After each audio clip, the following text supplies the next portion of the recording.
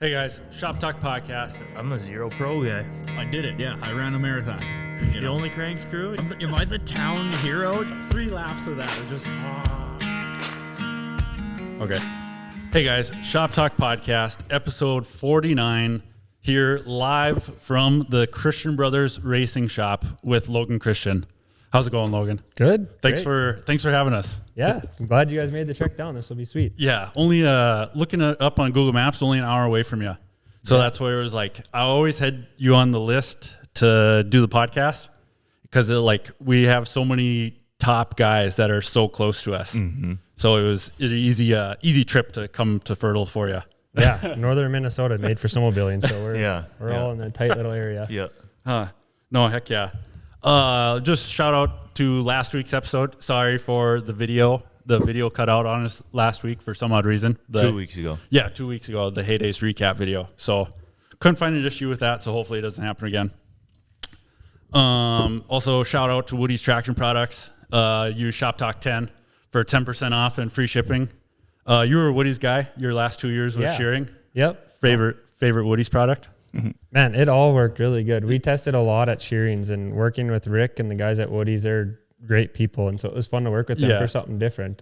You guys would have hollow studs and I think even they tried some tie studs too and everything. Yeah, we tried them. They kind of struggled for us. We lost a lot of studs, so we were always replacing. So we ended up going back to just the normal studs towards the end of the season. But no, they work. It's great. It's great that they progress and are trying to find some new stuff, and it's very cool to be part of that stuff when you're testing. Yeah, no, heck yeah. So yeah, use SHOPTALK 10 at Woody'sTraction.com. So Logan, me and Kyle talked about this yesterday. It seems like the snowcross guys to us cross country guys, they're kind of a little different level than us almost, but you're all just snowmobile enthusiasts like we are. But the snowcross, we're the ones watching you guys on TV, and you guys have the snowcross podium and the interviews and everything. So it always seems like snowcross is just a step above all the other circuits almost. Yeah, it's hard to say because I was a part of them both. You know, when Pat Mock owned the cross country series, he did an awesome job for both sides. He would wait till ISOC would put out their schedule and then do his schedule so we could race them both. And I think with snowcross, we're traveling so much that cross country stuck in northern Minnesota. Yeah. So you get the local fan base, and there's just not the TV coverage. And snowcross went to so many different areas that Minnesota, you could travel to a cross country race. Your longest travel is a couple hours, where the people in New York still wanted to watch us race in Deadwood. Yeah. And so we got a wider variety of fans to push it. So I think it gets a little bit bigger following. Mm-hmm. But the discipline of the two sports are, I would say, pretty even. Yeah. Because, I did really good at snowcross, and every time I'd go to cross country, I didn't do that good. So the toughness, difficultiness, there's definitely the same thing, because a cross country guy isn't going to win a snowcross, and a snowcross isn't going to win cross country. Yeah. No, I think that's where a lot of cross country guys have a lot of respect for you too, because I looked back in some of the names of snowcross guys. I think you were the only one in many, many years to come do ice races, actually. Mm-hmm. So, there's a lot of mutual respect from cross country to you for coming to even do ice races. Yeah, and they were a blast. I'm used to jumping in tight quarters and going on the lake 100 and trying to figure out how to drift was a blast, and I love that part. So to your snowcross fans, explain Pine Lake to them. For somebody that doesn't know what we do on the lakes, to a snowcrosser. Yeah, Pine Lake, I would say, is the Canterbury of snowcross to cross country. And I don't even know how to explain it. It's like a Geneva where you're wide open, on the snowcross, that's our most wide open track. Yeah. But you're gone for so long, you don't know if you're on the right track sometimes till the track git's grooved in because somebody's hitting a flag or something, and all of a sudden you see the grooves go left and you're wide open going straight, going, oh crap, we got to turn here. But it's so cool because all of a sudden the two leaders will come by and they're 2 seconds apart, and then there's 15 seconds to third, fourth, fifth is right there, and then a little bit later they're all in a bunch, and you add in the fuel stop, which is something we obviously don't have at snowcross, so it's that part plays more with the team physically, as far as you're still banking on your mechanic to help you during the race. With Yeah. snowcross, if something happens and you need a mechanic, you're done. Yeah. And so it shows you a little bit more the team camaraderie at cross country, and with Pine Lake having everything right there is it's really cool. Yeah. So that's where, like, we talk about Pine Lake, I think, on every single episode, because that's where we're from, Clearwater Gonvick area. So Pine Lake is what we look forward to year round. So it was always really cool to see you show up to a lake race or a cross country race. It always made it seem like it had a little more prestige to it, almost, that you were there. Yeah. Like, Yeah, that's funny because I remember one of the first, I mean, I did cross country races. My dad would race, and I did like 120 races and stuff. But one of the earlier ones I remember was racing Pine Lake on a 370, and there was only 2 of us, and it was me and Nate Lindum. oh, You guys would know. So I've known Nate my whole life, and it was just him and I battling on 370s, going like 40 miles an hour down Pine Lake for like 3 miles, and you're just wide open. Yeah. But so yeah, no, I've been in the cross country world a lot, but the snowcross is kind of what I suppose gave me a name in the snowmobile world. So then, yeah, there wasn't much to remember from even before when I did it after I turned pro. So been around for quite a while. that is so funny you brought up Nate, because I just talked to him at Pumpkin Days yesterday. I said, yeah, we're doing one with Logan tomorrow. You got any Logan stories? He's like, well, we spent a lot of summers riding dirt bike together and everything. So, yeah, that's pretty funny you brought up Nate. But yeah, he was on our $10,000 winning 440 team. Oh. It was me and Nate and my dad. Okay. We won the ZR 440 race ahead at Pine Lake. So Yep. we had to raffle our sled off and everything. So yeah, Nate was on our team there. That's so awesome. But no, so with Christian Brothers Racing, I would say, Kyle, would you say one of the top named teams throughout the snowmobile industry? Through almost? the industry, for sure. Because you guys with Snowcross, the cross country team, you guys supported, like sponsored almost, like PJ Wanderschneid and currently Matt Gady. And you guys sent I don't know if it was sponsored as well with Ryan Simons and Corey Davis up to the Iron Dog. And then Ryan Simons winning the X Games. Yep. So like to have Christian Brothers across that many disciplines of snowmobiles is a big name. Yeah, no, we did really good, and my dad and my uncle love the sport. It goes back to my grandpa Ray had a dealership, and he helped out Dale Cormacan when Dale won his first 500, couldn't get a sled, and that made my dad fall in love with the sport. And him and my uncle still to this day talk about how much that gave them as little kids to keep doing what they do. And they love snowmobiles. They love helping people out. My dad doesn't go for rides too often anymore, but he loves helping out, loves seeing that Christian Brothers name. So, Yeah. And we've been blessed with very good mechanics and with the good riders, like you say, Corey Davis, Ryan Simons, DJ Eckery. After he retired, he was a main part of my role racing snowcross for a long time. And when those guys wanted to venture off and try other things, Dad and Stuart were willing to help them right away and really widen the name. And a lot of people are just stuck to cross country is the way it is. So I got to do cross country, or snowcross is the way it is. And this is where we make money. So we're going to stick with snowcross. And they were just, let's go try this. Let's go try to win this. And The air compressor came on there. Yeah. That happened when we were up at Alex Satine shop too. It was running in the background. About the same exact time. Yeah. hopefully it's not too bad. I don't think so. No, that'll be fine. You'll probably be able to hear it in the back. But Not to bash on Alex, but this one's way quieter. It's nice. That adds to the shop. Yeah, exactly. That's what the people want to hear. Yeah, because we are just directly in the middle of your garage right now, your race shop. Yeah. And the Suai 500, forgot to throw that in there too as well. With Herf and Wes winning that. Yeah. So yeah, we're at the Christian Brothers Race Shop here in Fertile. Did this start out as a race shop, or was this like a truck maintenance shop for TDS at one point at the beginning? So it was a truck shop. The house, when you just drive in, the guy that owned this before lived right there, and just kind of resold trucks and had a couple trucks on the road.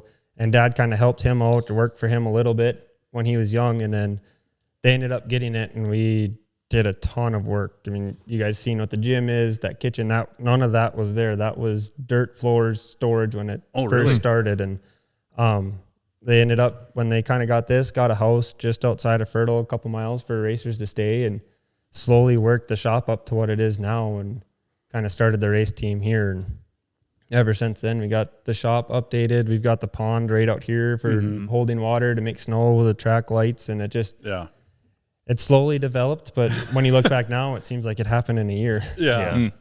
No, this is for me and Kyle, like to see Alex's shop was huge and unbelievable. But yeah, this is quite the spectacle too of a race shop, of a race team. Mm-hmm. Yeah, like I said, Dad and Stuart have a lot of pride in what they do with their businesses and stuff. And with the race team, they put just as much pride in that and stuff. So we've got right through the door back here, you can walk in where we had the race trailers set up, and the race trailers came in, they stayed warm, able to get the sleds unloaded, washed, brought over to the shop part, and then say have the track right outside. It works very smooth and set up very well for a snowcross team. Unreal. Brody, could you imagine if we had a setup like this? Yeah, Dad would love it. Brody, there's a flat floor in here. Brody, could you imagine if we had a trailer? If there was a closed trailer that we could put our sleds in, that'd be wild. Yeah. So Logan, 12 years racing pro, 2011 pro rookie of the year. But I remember you from racing dirt bikes, like Fans, North Star days. You were always like age group ahead of me. Like I was on like 50s and you were at the tail end of your 65s or something. But like you had quite a racing career as a kid too on dirt bikes. But like were you doing any District 23 races at that time, or were you just kind of doing all like the local motocross stuff around here? We'd float around. I mean, like you say, we're all racers. Racing's in our blood, and so my buddies at high school, they'd go play paintball over the weekends, and I'd be trying to get to a race, and Dad was all for it. So I was so young, I didn't know where the races were. So yeah, we'd hit up Staples and Little Falls and tried for Loretta's a couple times, made it to some regionals and didn't make it past that. But no, dirt biking was a huge part of my past too. And we had a really great dirt bike track here. And I mean, when I was racing 65, I'd say from when I started on the PW50s to about when I started getting on like a 250F, there was 30 guys from Fertile that would race. Yeah. So we'd always have weekends. If there wasn't a race we went to, we'd have basically a full race at our track because my dad rode, all of his buddies rode. I had really good friends that rode, and then they just kind of went their separate ways. And I was one of the only ones that really stuck with it that whole time. And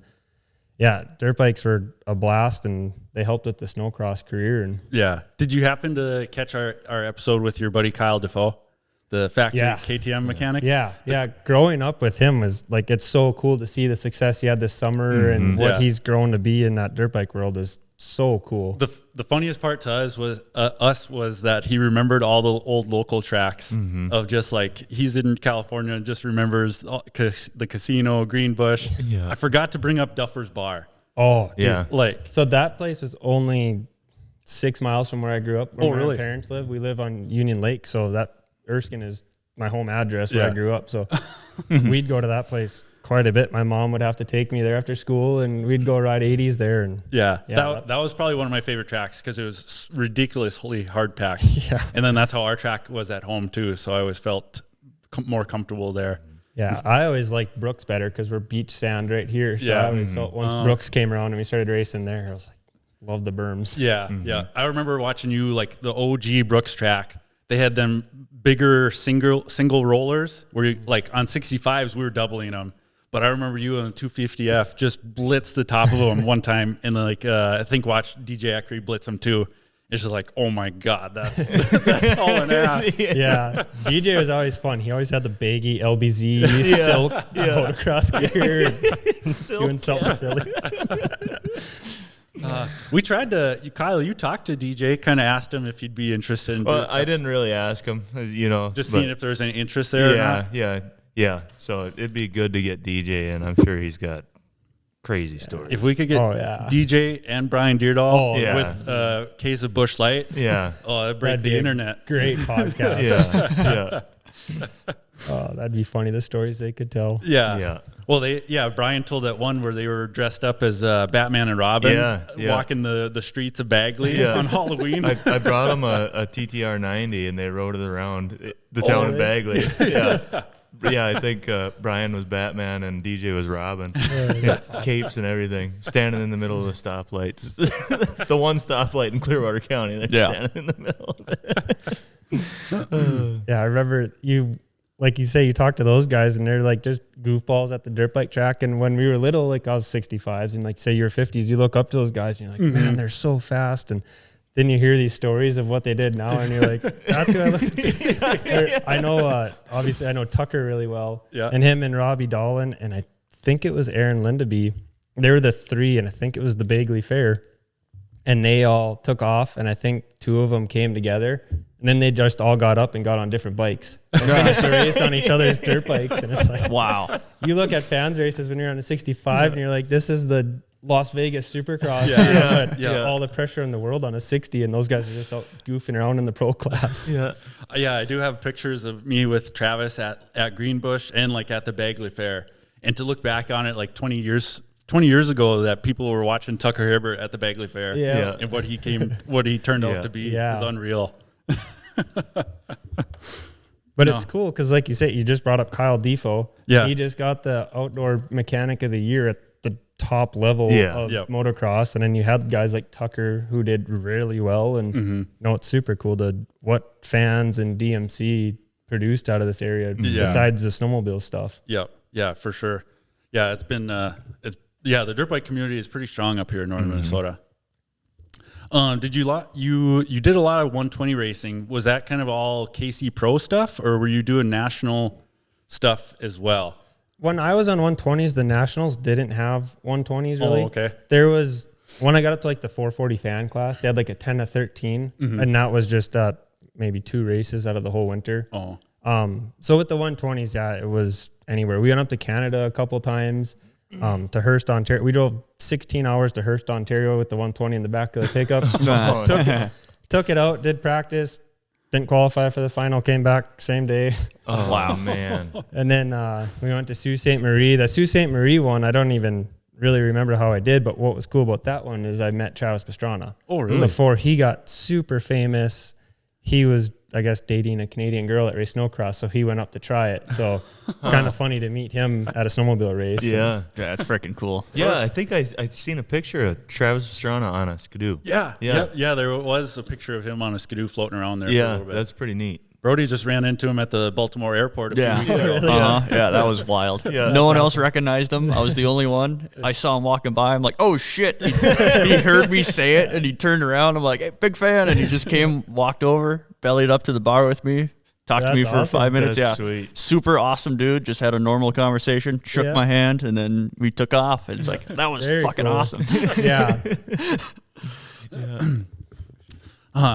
But so like no KC Pro races, or because the 286 racing wasn't around, or could you imagine if that circuit was around when we were kids? Man, that would be a blast. I mean, obviously I've helped out a lot last winter not racing, and those kids are having the same memories we do. Because I raced KC Pro West, I raced the fans, and then they had the CSRA indoor races.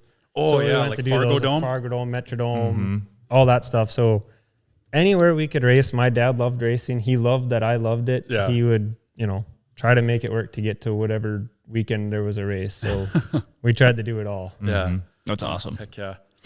So like, where did you have a choice of going cross country or snowcross? Like when you were old enough to kind of choose what you wanted to do?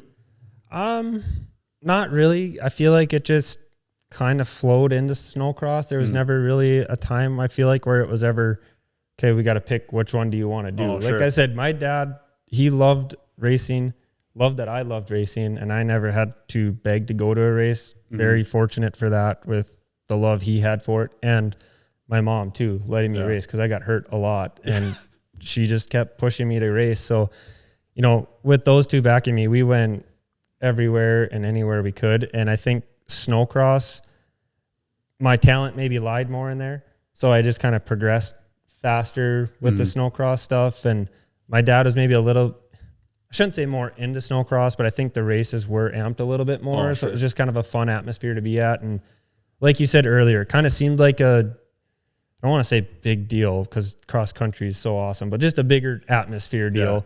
And we just kind of went that way. And even way back then, he was helping DJ and Brian Dyrdahl were racing snowcross, and he was helping all those guys, and it just kind of leaned and fell more that way, I guess, and we're able to pursue it that way. But bringing up injuries, you had some gnarly injuries on your dirt bike as a kid. Yeah. Like I remember hearing about those at the track or something, like gnarly, like some with your internals or something one time? Or Yeah, I've had a lot of injuries. So parents listening to this, keep pushing your kids because injuries don't matter. Get over it. Yeah, you're still sitting here normal like us. Exactly. So, yeah. I feel good. Yeah. But yeah, motocross, that's kind of why I ended up getting out of motocross, is because it was an awesome deal to train for snowcross and, keep that racing mind. And I know I got a lot of grief from some people about quitting dirt bikes because it helps so much for snowcross, but my risk versus reward with motocross just got to be too much. I went up to, I had worked with one trainer for quite a while, and I went up to Canada with him and did the first 4 Canadian nationals and ended up tearing my ACL. 2011, I think I wrote that down. It would have been 2011. I was 18 and stayed up there with him, and in that Calgary National tore my ACL, just literally going through a rut and just caught weird. And so I had a lot of silly injuries like that. One year at Millville, I got like a hematoma in my knee, and then you're sitting out for like a month knowing I should be training or do something for snowcross. So it kind of got me out of dirt bikes, which I still miss it. If either of my boys want to get in a dirt bike, I'm definitely getting myself one too. But yeah, the injuries are just part of it. Tore my ACL. Speaking of Kyle Defoe's brother, me and Aaron, and I hate this story, but it's a good story. It humbled me on the spot. It was probably one of the only times I'd ever say myself I was cocky. We were on the start line at Glendon, and I pulled the tear-off on the start line, and it landed in his rut. And I looked over, and I said, if you pick my tear-off up, I'll let you win this race. And we go through the race, and I had like half a lap lead. He was on a 250, I was on an 80. Going up just a little kicker tabletop by the highway, and my tire popped going through the corner, and it was hard packed there, and it just looped out on me, landed, and just out of habit stuck my knee out, tore my ACL. Get back to the trailer, I'm holding in tears, and my knee is just huge, and my dad is pissed because he had heard what I said to Aaron, and Aaron comes up to me and, thanks for letting me win, Logan. So it's like, man, I have never seen anything slightly arrogant again, because karma will get you. Yeah. It humbled me. But yeah, then you have stupid injuries like that where it's like, man, now I'm out for 6 months, and raced Duluth that year, and it wasn't ready. I was like, the doctor said 6 months, and I think I was at 4, and it was so much pain. But yeah, the injuries are something where you learn to deal with them. Yeah. But yeah, dirt bikes, I had those kind of bad injuries. I tore my ACLs a couple times, but I did have some gnarly injuries on snowcross. We were at Park X one year, and Mike Bauer, who I was battling with through the sport class and stuff, hit this triple. It was super sketchy. It's like, oh, got to do that. And I was in second. I went to do it the next lap. He didn't. Cased it, smoked my kneecap, shattered my kneecap. Oof. 3 screws in my kneecap holding it together. And then that Canterbury one was definitely sketchy. If you guys remember that one, got landed on. Sled got full of snow and bogged over the finish line, and I cartwheeled, and the yellow flag guy, or the flagman, went to switch from green to white and put down the yellow, and 2 of the officials came, and 2 guys were battling for position and came over and smoked me and the 3 guys. And that's where I had a lot of internal lung damage and every rib, collarbone. We were in the hospital for 2 weeks. My mom stayed down with me at Hennepin County Hospital. And damn, freaking scary. Holy shit. It was, but I still came back for Geneva that year. The same year? Yep. Holy crap. Yeah, no, that was my first year semi-pro, and I'd gotten on the podium my first semi-pro race, so it's like, oh, we got something good going here. And then that happened at Canterbury, and then came back for Geneva, and I think I was running 3rd, and Davis was close for the championship then, and Tremblay was Tremblay and Davis battling for the spot, and I was ahead of Tremblay for like the whole race till like 2 corners left. Tremblay got me, and then he got the championship. But yeah, that was brutal. But like I say, I'm so thankful for my parents, because any other parent, I'm sure, would be like, no, we're done with this. Yeah. After all the injuries you've had, both ACLs, the kneecap, the lungs, it's like, no, this is getting sketchy. But no, they were like, you feel good to race, let's go. Damn. Yeah, that was where we took like 10 years off of dirt bikes, because I was too big for 85, but then too small for my dad's YZ250. So I had like 3 bad crashes where dad's like, that's enough of this. Yeah. And then took 10 years off, but then now it got back into it. It's like, man, where could we have been if we would have kept with it too? But I just talked to a buddy this morning, Jeremy Groshon, hit a freestyle ramp yesterday, came up short, broke his jaw in like 3 spots. So heal up from that, Jeremy. That's rough. What did it feel like getting landed on by a snowmobile. So, like I say, it was middle of the race, so the adrenaline was still there, and it was weird because I remembered very clearly. I don't remember a ton of snowcross, not that I hit my head a lot, but just I remember that very clearly, going to push myself up, and I had broken my collarbone from my initial crash, and so I just kind of couldn't really move, laid there, and the officials coming out, and then all those guys came over us, and it just kind of blacked out, happened so quick. But the worst part of it was laying there. The one official got knocked out unconscious. The other guy broke his leg. So I'm 16, rolled over, looking at this official who's knocked out with his eyes open, staring back at me. Oh my And God. it was like, we laid there for like 2 seconds, but it's like, you still like, no, not that I'm like haunted by it. Jim is totally fine now and it's all good. But at the time it was like, what am I staring at? But we're all good. And it happened, like I say, so quick. There's been a couple different starts where I've gotten in the first corner pile up and you get run over and you get back up like nothing even happened. You look at the video and you're like, whoa. So, adrenaline and God are real. Yeah. God, that's crazy. I couldn't imagine. And you were 16 when it happened? Yep. God damn. That's insane. Speaking of adrenaline, yesterday I did something that kind of gave me a rush. Oh, God, you're bringing this up already, huh? Yeah. I don't know. You know what riding Spider is on a motorcycle? You ride backwards, with the dude driving. So, yeah, we had 3 dudes on one motorcycle. And I didn't think it through all the way. They were like, yeah, jump on. And I was like, okay, the only way this is going to work if I face backwards with my face in your face. So I jump on his tank, and I'm sitting there. I'm, like, ready to go, Then we take off down the road. And I was laughing, having a good time. But I didn't realize that going backwards at road speed is probably the scariest thing I've ever done in my life. So I locked up. I tensed up. I couldn't have a good time after that. I couldn't imagine. With 3 dudes on a motorcycle, and I'm facing backwards and face to face with, of all people, Jake Ruckriegel, the craziest person you probably ever met in your life. I put my life in his hands.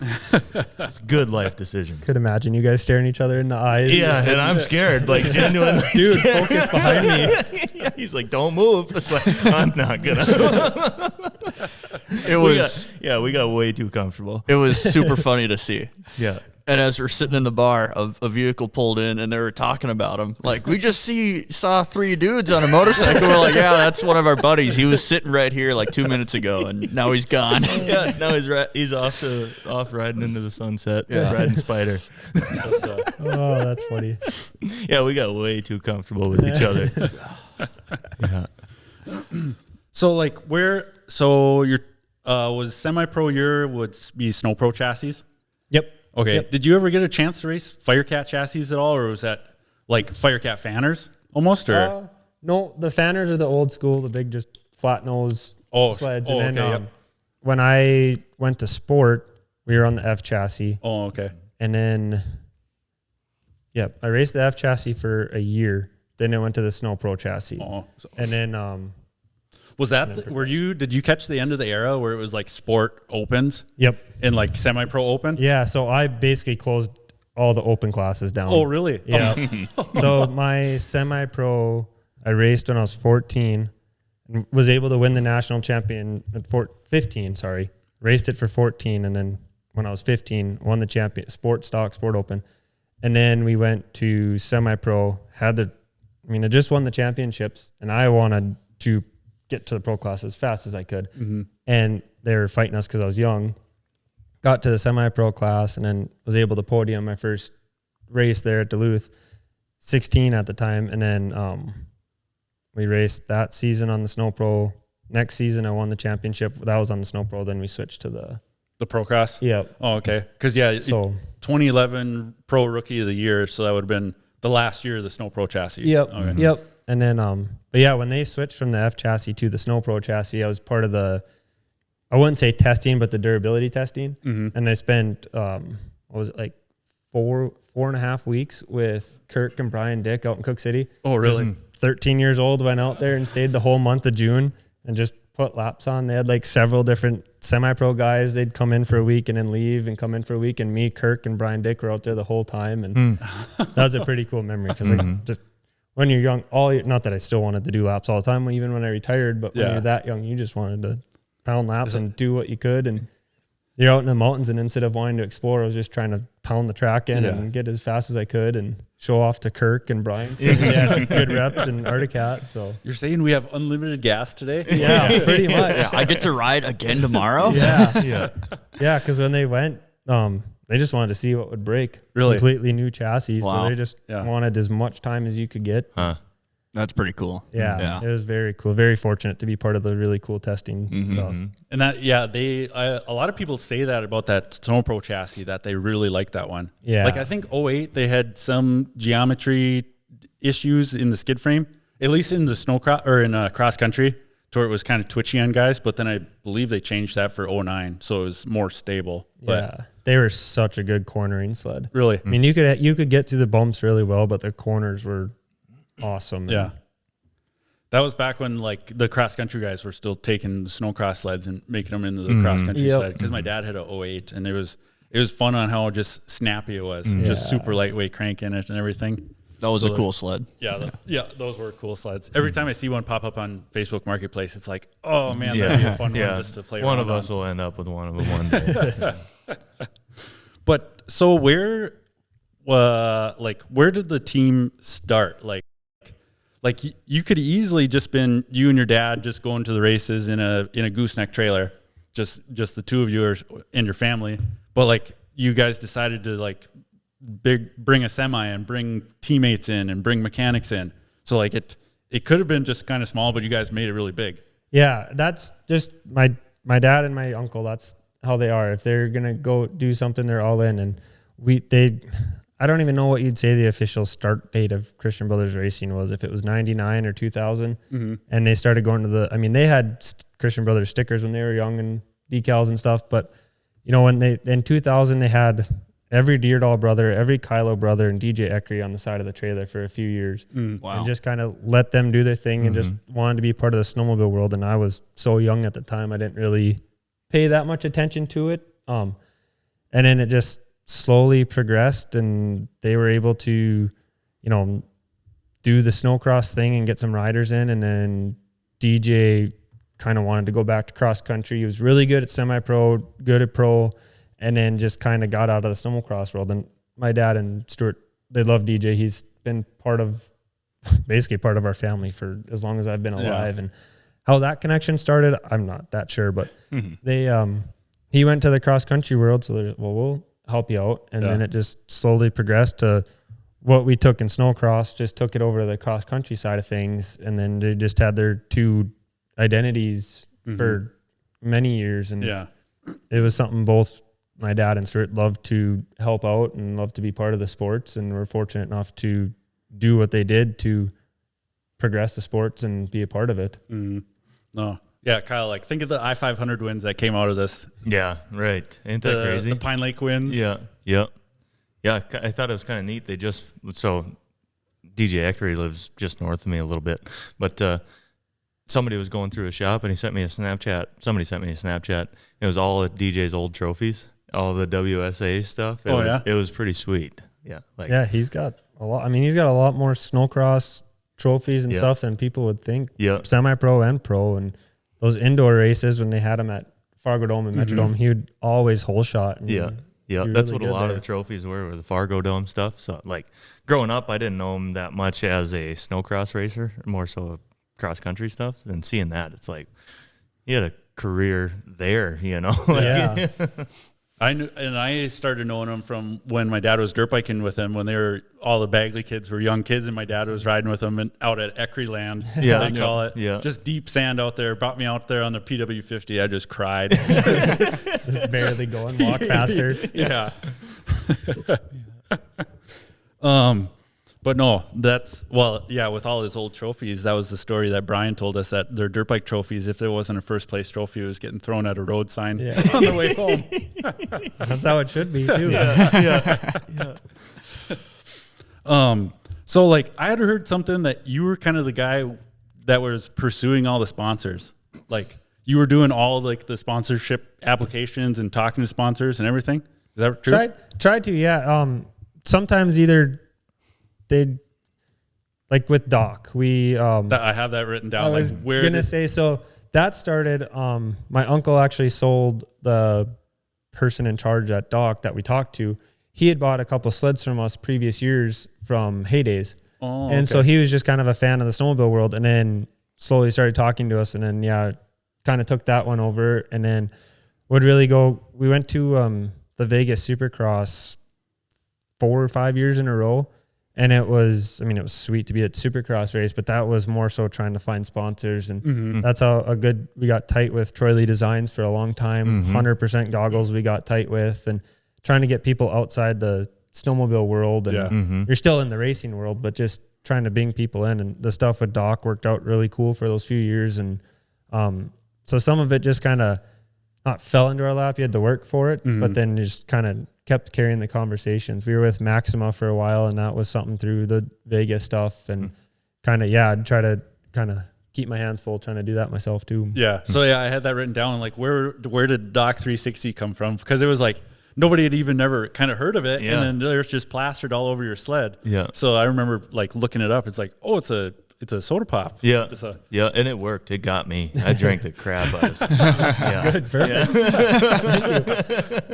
No, that was a really cool one. And, Tucker had Monster, and there's like the Ed Red Bull and stuff. So it was something like you kind of wanted to get some sort of drink, and they were fairly local in Madison. So it wasn't too far off out of when we raced at Lake Geneva and stuff. So we did a lot of grocery store runs. We did some giveaways, and I'd go to grocery stores and try to promote it. And it was a cool thing to be a part of. And then it just slowly kind of fizzled out, never picked up as much traction as we were hoping to. But for those few years there, it was a pretty cool, big deal.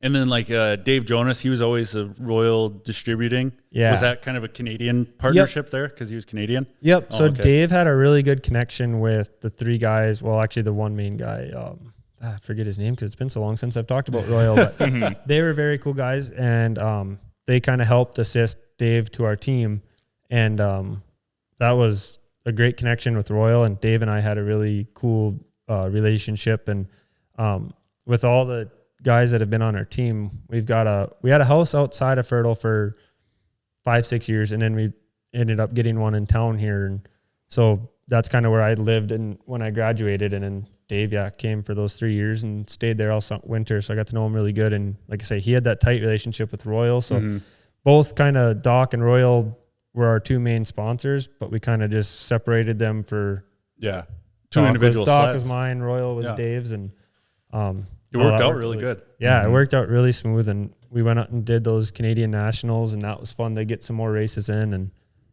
Royal was a very cool company to work with. Yeah. And then we were just at the bar last night, Michelob Golden Light. Yeah.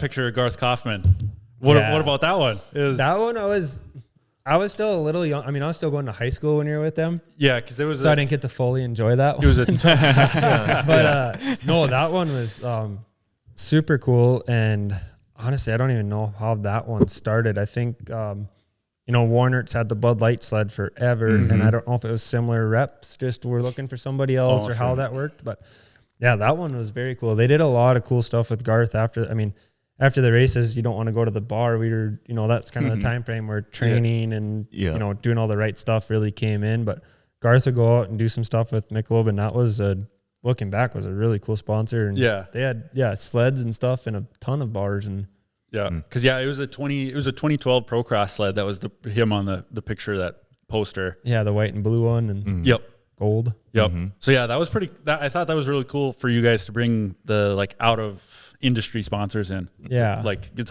a really hard thing to do. Yeah, it's really hard, and it's really hard to do. And snowcross, as big as it is to us, isn't that big in the world. No, people have heard it. So like with 100% Troy Lee Designs, if you're in the motocross realm, at least they've heard of it. Yep. But you try to get some real outside sponsors like those guys, and they've like, what's snowmobiles? And then they do some investing and see where it's at. And you're like, wow, it is a big deal in Minnesota, South Dakota, New York. And I suppose being the pro Christian Brothers team with semis, you you have ways to sell it. Like, Yep. like, hey, we're this big. We can put it on the semi and everything. And Yeah, you sell a way to- parts of the semi, you sell parts of your gear, parts of the sled, you do the meet and greets and get out to people. And back when we were with Garth, with Michelob, even social media wasn't that big. So that wasn't so much of a push. It was more trying to get the trailer and stuff now.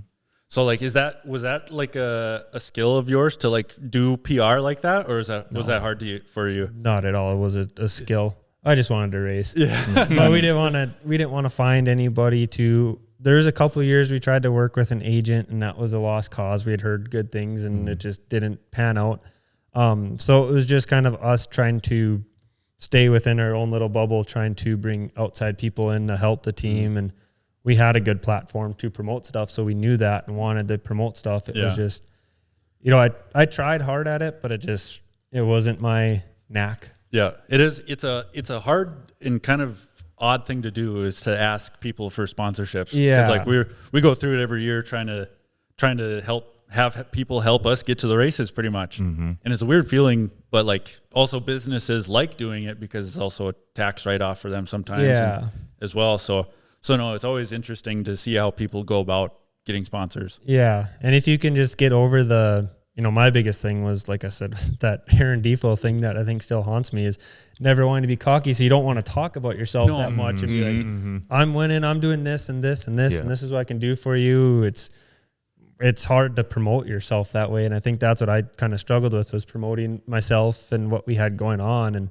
And it is hard to talk to those people, but every time we got somebody in, they were so cool about it. Yep. And after our second year with Troy Lee Designs, my sister and my cousin picked up all the way down to California, and I had a sled in their main shop for 2 summers. Really? So they brought it through Vegas. They got pictures of the sled on the Vegas Strip. And then, that's awesome. Yeah, it was right next to one of Jeremy McGrath's dirt bikes down in California, just this big snowmobile. And so that was a very cool memory. And so it's cool to be a part of that. Yeah. Totally. Yeah, that's freaking awesome. Yeah. And that was like probably 2013.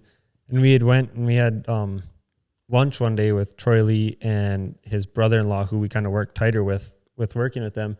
And Troy was like, yeah, I remember you used to riding snowmobiles and they still had the pull cord things. And that was 10 years ago. I don't think those are going anywhere, the pull cord thing. So it's like they're in the racing realm, but they still don't quite comprehend snowmobiles. So like you say, when you try to get sponsors from outside any kind of racing world, it gets hard and it's tough. But when they get in it, they see it and they realize how cool it is and how unique of a opportunity they have to get such a wide population that it works out. But to get that initial over the hump it's tough. They talk about like how small their dirt bike sport is, and to us it's like it's huge. Yeah. Right. And then to us, like snowmobiling is pretty big, but to them it's like, what do you do in Minnesota? Yeah. What's a snowmobile? Yeah. Yeah, you're on the water, or it's frozen water. So it's a frozen lake. Yeah, or on the ice. Yeah. Yeah, that's one thing on Facebook now, posting clips of last season on the ice. People do not comprehend us racing sleds on the ice. No. It's And like the videos of like the ice racing especially don't do the justice. Yeah. No. Because I give people, when you watch a video of an ice race, and it's like, man, they're just kind of going across the screen. But when you're in it, or I've got a couple GoPro videos from when I did it of me and Gabe Bunke at Pine Lake, and we were kind of battling it, and you can see like the pitch of the sled in the video of how much you're drifting into those corners, and it's like, wow, that is intense. Yeah. Even at the Sioux, like the coverage doesn't do it justice. Oh, at hell all. no. Until you get like the GoPro footage of this, the guy on the sled and seeing like the tack and the mile an hour, and then like how rough it gets. Yeah. That's when it starts to get a little bit of justice, but still it's like nothing can comprehend. That's what I've tried to explain to people, because like when they're watching the broadcast of the Sioux, and we're coming in under the bridge, like right at the scoring building there, it don't look like we're going very fast, but that's at least 105 coming into that corner, and then coming into turn 3 in the backstretch when they're just panning out like that. It's like you're doing at least 110 coming into 3. Yeah, it doesn't look like that at all. It doesn't look like it. It looks like you're going 20. Yeah. Does not do it justice at all. That speed is so gnarly on the sled. Yeah. It's violent. Yeah. So like, when they talk about setups and stuff like that, it's like it's not a slow speed setup. You know, like there's the only way to test it is to do it, you know, fast. Yeah. So, yeah, it takes a lot of time. So, what about drift clothing? Yeah. Where did that come in? Because that was totally new until you guys, the whole CBR team was wearing drift. What was it, like 2012 or something? It just popped onto the scene. Yeah. We were with FXR for quite a while, and working with Arctic Wear was kind of there, but drift started out as kind of a under Arctic. They were trying to be separate from Arctic, but to me, even working with them, they seemed like an under the Arctic umbrella company, but they wanted to get all the brands. Sure. And I think they, you know, like now that Polaris owns Climb or however that works, they were kind of something like that. Yep. And it didn't pick up too much traction with other brands. I know Patton's wore it with Stud Boy. They wore it for quite a while. But yeah, they were just based out of the Arctic development area. So we just kind of worked with them, and they're having us push it and try to help develop it. And we got to a good point, and then Arctic Wear kind of started picking up traction again, and I think just kind of took over. And so we switched from drift to Arctic Wear. But yeah, that was a cool thing. And we had the vending trailer at the time, so it was a cool thing to push out of that. And yeah. Oh, those, like, I think it was 2010 to 2012. It was a black coat with like a smoke kind of graphic on it. Yeah. That was so cool. Yeah. I got one of those. Yeah, they had a lot of cool ideas and neat stuff. It just never quite picked up the traction you needed it to. And those the snowmobile gear brands, that's a tough thing to do, because for a while there was a lot of them, and only a select few kind of hung around. Yeah, and then I know with like this last year with not a very good winter, that like I know of a couple gear brands that are kind of really cutting back for support for this next year. Sure. So it's surprising on if we get another bad winter again on how much more support there's going to be out there. Yeah, we bank on Mother Nature a lot for our sport, with all that stuff. So it gets tough, but everybody loves it. If we get snow, it seems like it picks traction up right away. And so yeah, if we get two years of unbelievable snow, like last year would be just a memory. Yeah, it didn't even happen basically. Yeah. You wouldn't be able to sell enough sleds then. You touched on your Canadian pro motocross stuff. That was pretty to do Canadian pro nationals. You were fast on a dirt bike. Yeah, no, it was really fun. When I was 15, I started working with a guy named Drew Robertson, who really taught me a lot about training. I worked with him right away. He had worked with Team Yamaha at the time, and kind of got in touch with him, just trying to get myself as best as I could. And he really took me under his wing. We worked together for 11 years. And he lived in Calgary. So they got the Calgary motocross big national right in the city there. So I went up and stayed with him for a month and with his family, and they just took me in and under their belt. And he had worked with Kyle Beaton and a lot of the top motocross guys, so kind of had an in there. And we just loaded up the back of his pickup and went to these nationals, and I'd race amateur day and then try to qualify for the nationals the next day. And that was super cool. Learned a lot racing there. Yeah. Unfortunately, I got hurt at Calgary, which would have been a good one. And then I was going to finish in Morden, just north of us here, kind of was the bring me back home race, and then never got to do that one. But those tracks the first one we did was Kamloops, and that one was sweet because it was very similar to like our tracker Brooks, very beach sandy. Really? So that one felt kind of like at home. Did pretty good there. And then we went to Nanaimo, which was a pretty sweet because it was on the Vancouver Island. So we had the ferry in the pickup, really? Take like a 2-hour ferry to the island to go race. And then it was just like racing on a gravel pit. It was just shale and rocks and bleeding on your arms and everything. So it was brutal, but that one didn't go so good because I wasn't used to that kind of riding. But that was really fun. And I miss dirt bikes a lot, but like I said, I had so many injuries that it's just kind of a faint memory. But the racing the dirt bikes was very cool and fun to do and fun to pursue. And I think just a mixture of the injuries and not so many guys riding around here anymore. I did a lot of practice days by myself where it just kind of tried to find something else. That gets old, riding by yourself. Because it did. There was a dip there in the late 2000s, kind of where kind of everybody kind of got out of it a little bit. Yeah, and I still loved it at the time. It just got kind of hard, and then Tucker had talked me into mountain biking. It's kind of the last few years of dirt bikes, talked me into mountain biking, and then I got really into that, and that was a lot of fun and an easy crossover for snowcross. I was still going to some of the races, and obviously a pedal bike is nothing similar to a dirt bike or a snowmobile, but you're still taking off with like 20 guys around you, and you're still doing what you can to race, and then you're kind of like a cross country race. It's like an hour and a half, 2 hours long, and you're just kind of following some trail signs. So you still got that race mode, but it's not the adrenaline like a dirt bike or snowcross. But okay, that was wondering on how you kind of got into the mountain bike stuff. Yeah, because that was fully Tucker. He pushed me into it. He, I think, wanted somebody to kind of train with on the mountain bikes and ride with on the mountain bikes and go to the races. And there was many times where we kind of just camped out together at some mountain bike races, and that was cool. And right outside of Fertile here, we got the Sandhills. Nobody's probably ever heard of them, but it's like 600 acres, and it's all rolling hills, sand dunes. It's very cool. So I was able to kind of do a lot of mountain biking out there and just explore for a few years. Now I got them like the back of my hand, but so it's kind of cool just to transition to the mountain bikes and try that for a while. And didn't really talk to anybody or make any new friends because you kind of feel weird talking to somebody in the tight clothes you got to wear there. But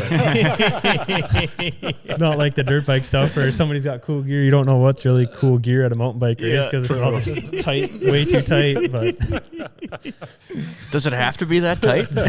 Why did they make it that tight? It does.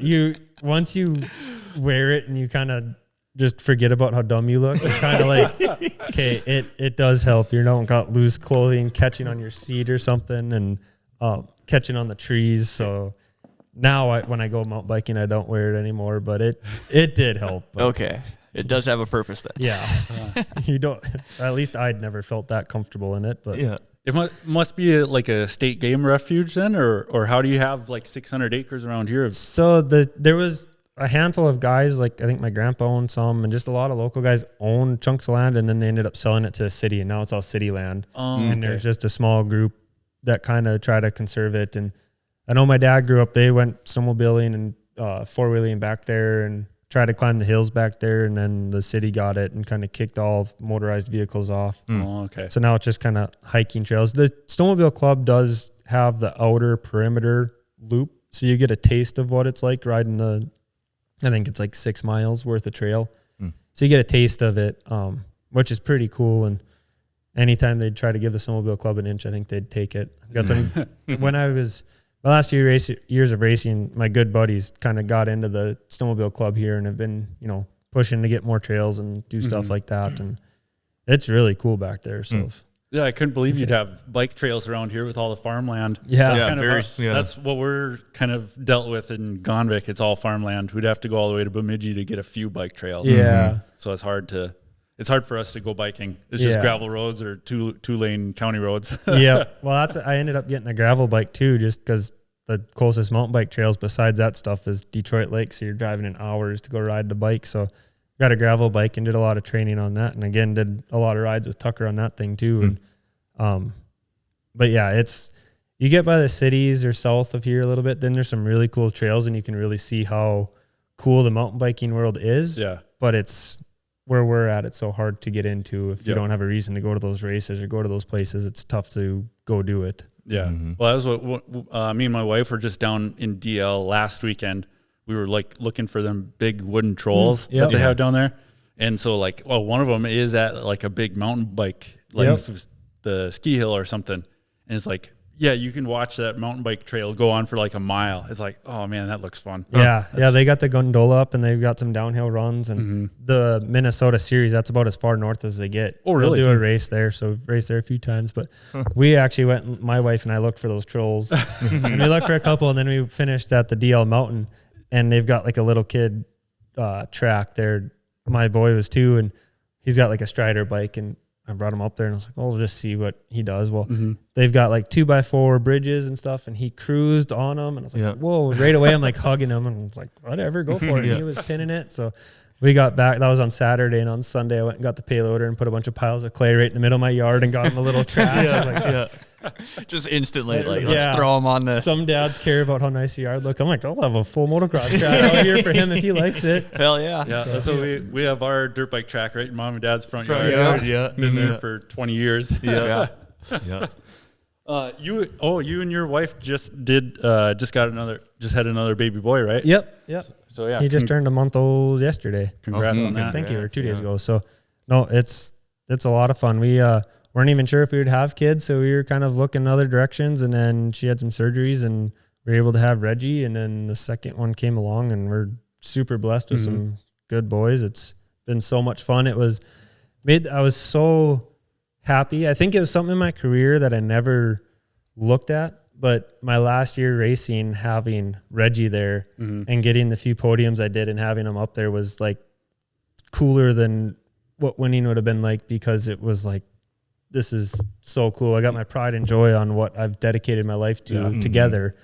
And so I'm really happy I was able to race another year to have him. And now having two is so much fun. And hopefully if they want to race, I'm hoping they do, because that's the only thing I got about knowledge in to teach them. So True. Yeah. You're full 120 dad here Oh, sooner yeah. than later. Yeah. I don't like that was what I asked her when he was on. Did it change having your kid there your last year racing? Did it change your outlook on racing a little bit? Like you internally held back a little bit more from risks, or? I don't think so. I don't know what mentally is up with me, but with injuries, having the kids there, I never thought of that, and it never fazed me. Yeah. With the injuries, I always was just, how quick can I get back? And I think with the kids there, instead of, oh, this is going to be my last year, so I better hold back and just be safe for them, it was more like, I want to show off. I want to get dad on the top of the box and be that dad with him, and not just, oh, dad made it through his last season safe and healthy. It was more like, if I could get 2 wins that year and it took a couple broken arms, I would do it for them, instead of, maybe that's the wrong way to think, but that's just how my mind always worked. And same with the injuries. It was like, well, I healed from that one, so I know I can heal from it again. So let's go try it and figure it out better to do it. Yeah, that is an interesting way to look at it. And I think my parents, I mean, not to make them sound bad, they pushed me, and they knew how much I loved racing. Yeah. So I think they never wanted to restrict me and scare me with how bad the injuries were. So I never got scared of getting injured. It was more of just like a consequence of doing something obviously not right on the dirt bike or snowmobile. So you kind of try to figure out what to critique. And I mean, we went to Loretta's qualifier on Mother's Day, and it was just me and my mom because dad was busy. I don't think my mom really wanted to go, but we did. And I ended up breaking the top of my arm, and I couldn't even lift my arm up to ride. And she's like, are you sure you can't race? We came all this way. Are you sure you can't get it out there? It's like, I'm like trying as hard as I can. And like, for those of you that have broken bones, it's like, it doesn't work no matter how hard you can try to swing. So try to swing it. And it's like, and she was just like, all right, well, we'll go back home and get x-rays. But she was never that mom that, at least to me, never that mom that was like, oh, we got to quit doing that. You can't be getting hurt. Let's just go back home and do something a little safer. Yeah. As soon as I get healed up, she'd take me to a race again, or pack dad and I lunches to go to another race. So very fortunate to have parents like that and to let me live out my dream of racing. And I think that's just transferred to the injuries and to my boys just wanting to do the best I could and not being afraid of that stuff. So like, are you going to pursue that the same way with your boys? Like there's some watching my buddies with some of their kids, they're super overprotective. Like, oh no, don't fall over. Don't fall over. Or it's like, no, you could learn that lesson yourself. Almost. I think I'll be at both. Like, I know my wife asked me a lot, like, well, what are you going to do if they do this? And it's like, I don't know. I'm just going to take it by when that day comes and we'll see. I know, like, when we went to that DL bike track right away, it was kind of like, okay, he's just turned 2. Like, can he handle this? Like, it's more like learning his age right now, like what he can like, I don't know if a 2-year-old can do this, is supposed to do it. And then after like 5 minutes, it was like, oh, he's got this in the bag. And then you just take off and you see him crash or something, and right away you're kind of like, oh crap. And he just looks at you and smiles and gets back up, and it's like, okay, this is sweet. You've got it. So it's fun. So I'm sure I'll be pretty laid back, and not laid back. I'll be pushing him if we're racing. It's to go out there and do the best you can, but also with the injuries, it's see how it comes and see what happens. Hopefully they're not that bad. Yeah, we weren't pushed, but I was on the kitty cat at like 3.5. Just that's kind of how it started. Yeah. Yeah. My dad never pushed me to race. He introduced me to racing, and I fell in love with it right away. He'd push me to do well. You know, if I ever had races where I was probably got lazy out there, or I always felt like I tried, but if he called me out for not trying or something, he'd let me know. And it never drew a wedge to us, because I was more like, well, he's funding this, and all he's doing is wanting me to be the best I can be. So it was kind of that stuff, but he never pressured me to, you have to race, you have to do this. You hear some horror stories from other racers of what their parents did. And my dad would chew me out, and looking back, it was well-deserved, and it was, you know, is what it is. And there was times where when I was on Shearing's team, he yelled at me, and it was like, you know how to take that stuff, and you know what they mean. It comes from a place of caring and know you can do better and reach your potential. And so it worked out good that way. And I think I learned a lot of just parenting from that kind of stuff. Yeah. Heck yeah. No, there's a lot of people that can't take getting yelled at. Yeah. I remember, like, I think football is where I got that from, where it's just like, learn to do your job. And if you don't do it, like, you're going to get yelled at, and you just got to take it. Yeah. Yep. And it's just because they care and they know what what your potential is. 100%. That also came from Dad. So like we knew when in football, if we were getting yelled at, it's like, oh, okay. Well, yeah, I know how to take this. I'm doing something wrong. Yeah. I never got pushed during snowmobile racing or dirt bike racing, where I almost like look back sometimes like, man, I wish you would have maybe pushed me a little bit, but like they don't have a parenting rule book. They're just kind of going by the flow of it too. They don't know. Like, in my opinion, your guys' like 2013, 2014 mod sleds were like some of the coolest looking sleds. Like your chrome tunnel, chrome spindles, all green. Otherwise, other than that, like, did you have multiple chrome tunnel sleds? Like just Betsy, just the one year we had 2 of them. Oh, okay. And Betsy was always open to doing whatever we wanted, just to kind of have a unique look. We were fortunate that we didn't have crazy sponsor obligations that like we had to have the tunnel wrap. With Doc, we had to have black side panels because they needed black as a background, but black's pretty easy to work with. But other than that, with Articat and stuff, we didn't have too much stuff to do. So yeah, that year we got a couple just unpainted tunnels and buffed them up. I mean, all summer I buffed trucks that, you know, I do it a little bit nowadays, but back then that's all I did all summer was buff trucks and buff rims. So why not do it on the sled? The rims on a truck look pretty cool when they're shiny. So let's try it on the sled. And took a lot of elbow grease all winter, and we'd have to do it because like me, I'd be like, oh, it's scuffed up, but it'll be all right for next week. But she's like, no, we got to get that out of there. We got to make it look brand new every time. And which is good. You want to look professional. So she was really adamant about that. And no, we had some really cool sleds. We worked with a lot of cool graphic companies. We worked with 139 Designs, who came out with some really cool stuff. I think we were one of the first sleds to have the chrome graphics when we were with Doc. And I remember when we busted out the chrome at Fargo, I think was the first Doc 360 chrome when under the lights. That looked so sweet. So getting that chrome tunnel and working with the chrome graphics was super cool. No, your guys' sleds always looked sweet with having Chris do them. That's where I looked into it. It's like, who's doing these graphics? And I need to have some. And then at the end we went with Octane Inc. and they were really fun to work with and did some cool stuff. And yeah, Chris has a cool setup and a cool eye for that stuff. Yeah. So like, what about Clash of Nations? When you'd go over to Europe, how'd you get the sleds over there? So we'd ship them over. The first 2 times we went over, there was a guy we worked with, Bengen, who bought a lot of stuff from Articat and would ship containers and stuff. And he kind of was always looking for people to get over there. And we thought, well, that's a sweet opportunity. So the first couple of years, he had some sleds ready for us, and they were not ready for us. We would try to do his one-off seat covers, and they're so slippery. Garth and I were just doing Supermans everywhere the first time we went over there. Sprayed them down with SC1 before you got on there. So then, we started getting some sleds ready, and we'd ship it to him. You'd need the sleds ready by like January for a April race. Really? So we'd do that, and then the motor rules are different. You could be pretty open, but there's no studs. So it's like at the end of the year, we'd practice out here with no studs to get used to it, and then head over there to race with no studs. But yeah, we traveled overseas quite a few times. There was one year, would have been 2012. We went twice. We went in the middle of the snowcross season over Christmas break, I believe it was. think it wouldn't have been Christmas break, but there was a weekend off during ice hockey races, and we flew out like Tuesday to race that Friday, come back on like fly back on Monday. Wow. And just did this one-off race, bang, and had the sled ready. It was just one of their normal series races. And so we made a lot of work to go there. And yeah, the Finland stuff with the World Championship was very cool, very professional. Yeah.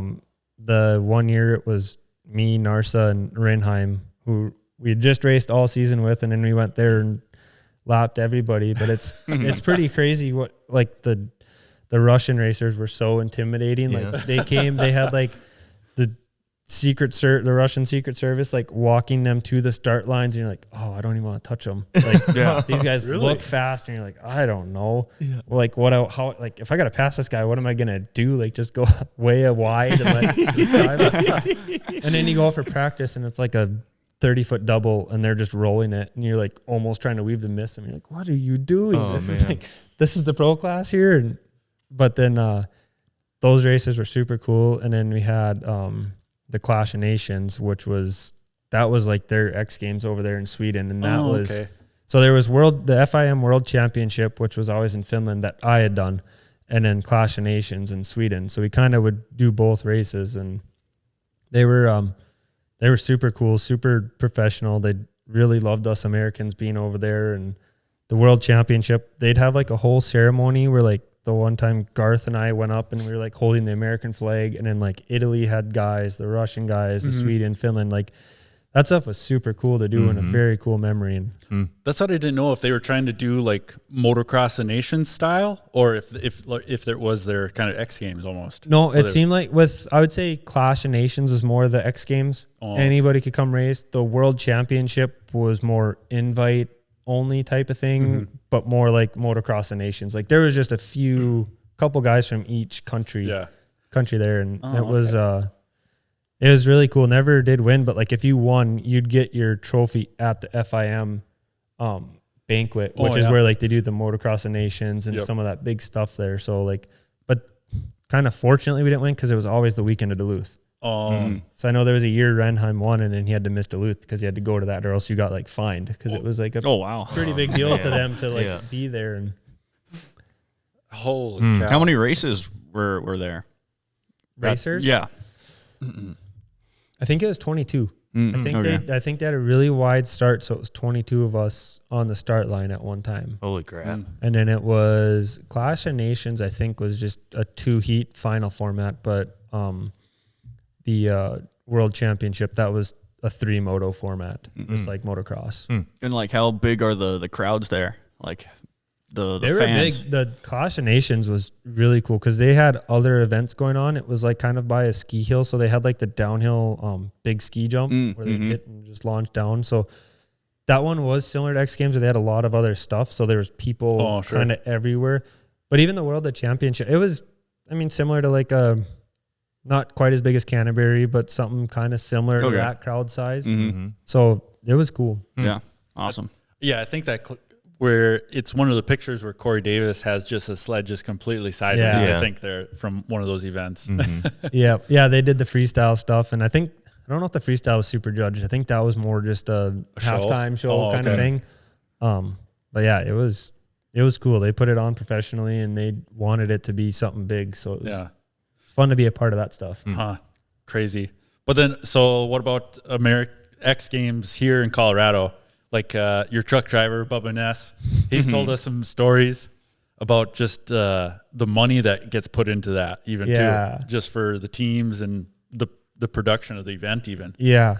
So I would say my first year, then my second year semi-pro, I was an alternate at X Games, and that was probably one of the last big years of X Games for Snocross, and that track was so sick. Like I remember rolling around, and Ryan was just like, Simons came up to me, he's like, you want to do some speed checks on some of these jumps? And I didn't even know what he was talking about. Okay, so I followed him and hit all the jumps, and I think I had like put more laps in just practicing than the guys that ended up racing did, because you had like practice Wednesday, then they do a moto Thursday, moto Friday, and final Saturday kind of thing. Like they really spaced it out and made like every heat race like was a big deal. And so I just did laps and pounded laps. And then the next year's when they had the crossover jump where the track went through. So they pull all of us riders to the side and they're like, well, we need 2 guys to volunteer to hit this double because we don't know if you guys are going to make it or how big it is or whatever. Shit. And so everybody's kind of sitting there, and I wanted to go, and my mechanic's like, just no. And well, it ended up being Robbie Malinowski and Darren Meese, and they hit it and came up. They landed. It was kind of a table landing, so they hit it and just kind of floated down. So they shaved off a little bit, but then everybody else was like, well, they're on the exact same sleds. They're both shearing sleds. Like, how do we know if their sleds are faster than ours or not? Yeah. But no, that was another cool one. You know, Tucker and I had a really cool relationship, and he obviously being a pro and a veteran of the sport, and really took me under his wing a lot. And we'd go do the testing days with him. So we'd get out there. It would kind of line up with the Deadwood race. So we'd go out there right after Deadwood, or Deadwood would be before X Games, and sometimes, and we'd get out there for like 2 weeks, and he'd have a track set up. He'd have, know the people to talk to get out there, get to elevation, get the sleds prepped and ready, because that elevation is so high that losing that horsepower does take a serious toll on the sled, that you got to figure out how to ride it, because a 20-foot double is going to take so much more than what it does when you're down at elevation. So Tucker took us under his wing and showed us a lot of just the area to practice, is letting us be there. Didn't give us any tips on the sleds, but just, helped us get to there and test. And it would take a lot of money. And it was the biggest thing of our snowmobile careers, is going to X Games. So you want to have the best sled. So you'd usually have 2 snowcross sleds a year, and X Games was when you bust out your second one. So it's fresh, ready to go. And then you'd race that there second half of the year.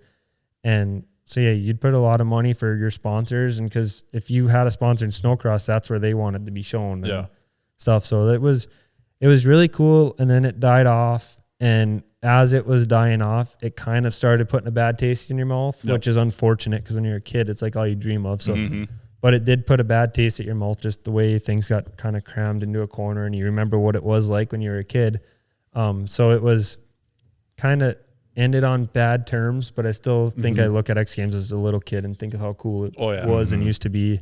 So super pumped to still got to go there, but unfortunately never got that medal. Got 4th one year and about it. But it is odd on how it ended. It was just that last year, I think it was Peter Narsa won. Yeah. And it was just the smallest little oval track they could have came up with. That they just they accumulated just like, okay, you guys can have 100 yards of snow. And that's all we're giving you for a track. And that's all they came up with. Yeah. The first couple of years that I rode the tracks, they were so cool. And still hard to make an X Games a racy track, because it's so supercrossy, and I feel like supercross doesn't flow with a snowcross style, because you just can't. It's so sharp. You can't make the inside corners like supercross. You can't scrub to just gain a little bit down the rhythm sections. Like, that's pretty hard to do on a sled. So, but the tracks are just so cool that just to race them was sweet. And then, like you say, they slowly go downhill to like the last 2 years. You knew what it used to be, and then this is what you get, and you're staring at a huge concert stadium that's taking up the whole track. And so it kind of sucked towards the end, but it was still, you always wanted to look at it as we're at X Games kind of thing. But it fizzled out to where by the end you're just like, I don't even want to go back to that place because of how you get treated and how it is. So it'd be cool if they could bring it back to what it was of like the 2008 2010 kind of era, like Ryan Simons on the orange sled. That was peak almost. Yeah, that was sweet, and that's what people remember, is because you could do all that one-off stuff. Yep. Guys would have all black helmets, like with the sickest paint job, but they couldn't wear it at national because you need the orange. Yep. Yeah, I remember seeing Tucker just all black. Yeah, freaking badass. Yeah.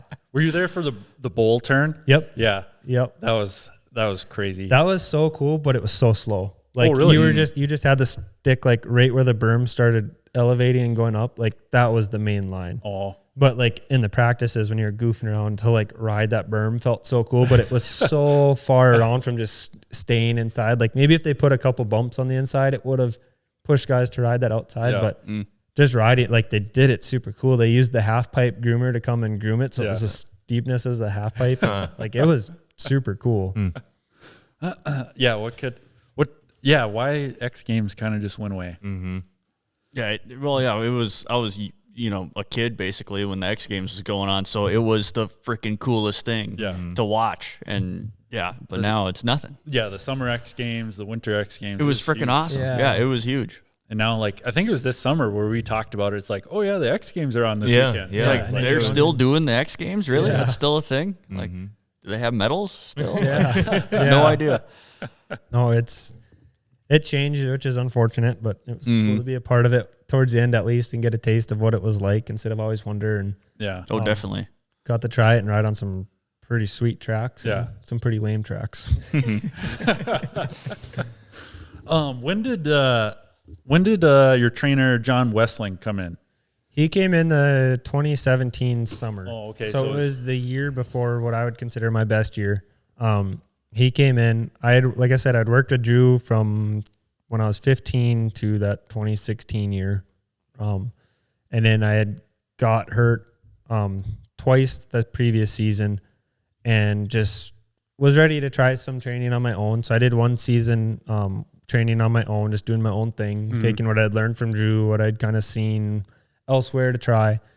And then John had messaged me wondering if I was interested in working with him at all, trying to kind of build his rep in snowmobile world, and took him on for it, and it worked out very cool. Really liked working with John. So those were the two trainers I had, and both learned a ton. And John was super cool, and he had just, I think it was 2 years before that, had won that championship with Malcolm Stewart in Supercross. So you're like, holy crap, this guy wants to work with me, and built a really cool relationship. We still keep in touch lightly, and yeah, because he's partnered with Alex Martin right now for troll training. Also working the trainer for Jason Anderson right now too. Yeah. So, so that's pretty cool. yeah, and he's That's like freaking cool. secretly killer on a mountain bike. He's gone to some of the world races and like is super good on a mountain bike. So did a lot of biking with him and learned more about the mountain bike racing and stuff, and just very knowledgeable and stuff. He went to college in Duluth actually, so we did a lot of like our hell weeks there. So about a month before the season, we would do like a hell week where he just pushes you to puke basically every day, or try to get you to puke every day, where it's more of a mental deal and get you kind of fired up for the winter. Is he doing it with you too? He'll like kind of do the start with you to get you going, and then they kind of just fade out and watch. We do some bike rides where he could just go for an easy bike ride and make me puke because he's way better than me. Damn. So no, it was very cool to work with John, and he came to a few snowcross races, and he was at the unfortunate Jackson Hole race where we lost on the last corner to Tucker. But I got that written down too. Sure. But no, it was very cool to work with him. Learned a lot, and like I said, he had such a cool background with the supercross stuff and motocross stuff and the mountain biking stuff, that just bringing in different ideas of training and even just different ideas to look for on the snowcross track when you're riding is there's a lot that transfers from motocross to snowcross. So actually probably more supercross to snowcross than moto. So that was going into the 17 season? Yep. So that was the first year Artie Cat's EFI attempt at snowcross sled. But you guys did the over the top pipes. Yep, the putt system. Yep. Like where did that come in? Because 2017, I know like Cat had some issues with that EFI. Yep. It just wouldn't run 100% correct. So was that in collaboration with that, trying to combat that? Yeah, I think just trying to make a cleaner exit out of the engine, and just they had tried. I know Kirk had tried the putt system a long time ago, the pipe under the seats. Yeah. And Betsy was really wanted to try it, and so we worked with Articat and got some pipes made and tried it, and it sounded cool. It worked fairly good, but we really struggled with the EFI those first couple of years. And I mean, once we got it in 18, it obviously clicked for that year. But it was just something to try, and we could still be open mod sleds. So you're just kind of trying everything under the sun to make whatever faster. And we just figured the less bends in the pipe would work, and kind of blow it off on the track to get snow melted in there. And it sounded cool. It looked cool. Yeah, it looked really cool. It looked super cool. That's actually one of the sleds I've got on the trailer I was telling you guys about. That too bad we didn't have that in there so you guys could check it out. Yeah, that was a sweet sled. Yeah, we're dealing with that. We're building these triple sleds for Pine Lake this year. They're having a greasy triple class, and we're all dealing with getting pipes for those and everything, and the curves coming right out of the cylinder, and on how much straighter it can be. Yeah, because I have Do you have a set of Black Magic pipes for yours? Yeah, I do have a set, but I'm running PSI pipes. Oh. They're basically the same thing. Oh, okay. Like the expansion chambers and stuff are all the same measurements. Yep. But I think the PSI have a longer head pipe coming out of the cylinder. So. And the ones for Collins sled, those are custom pipes. Yeah. They're hydroform. Yeah. They're going to spin that thing at 10.2. 10,200 RPM is what that one runs. Yeah. Ours are the Black Magic pipes that are supposedly 9,200. Oh, okay. So that's what we're going to try. Yeah, it's going to be a battle, I Thing's think. gonna scream. Yeah. It's gonna sound freaking cool. I bet. For a little bit, then you'll probably hear a little bit of a squeak or something. Yeah. Hope not. Yeah, I hope not. Run some good oil and it'll work.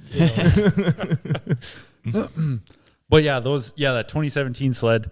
So that was the end of the era of the Pro Open mod sleds. Yep.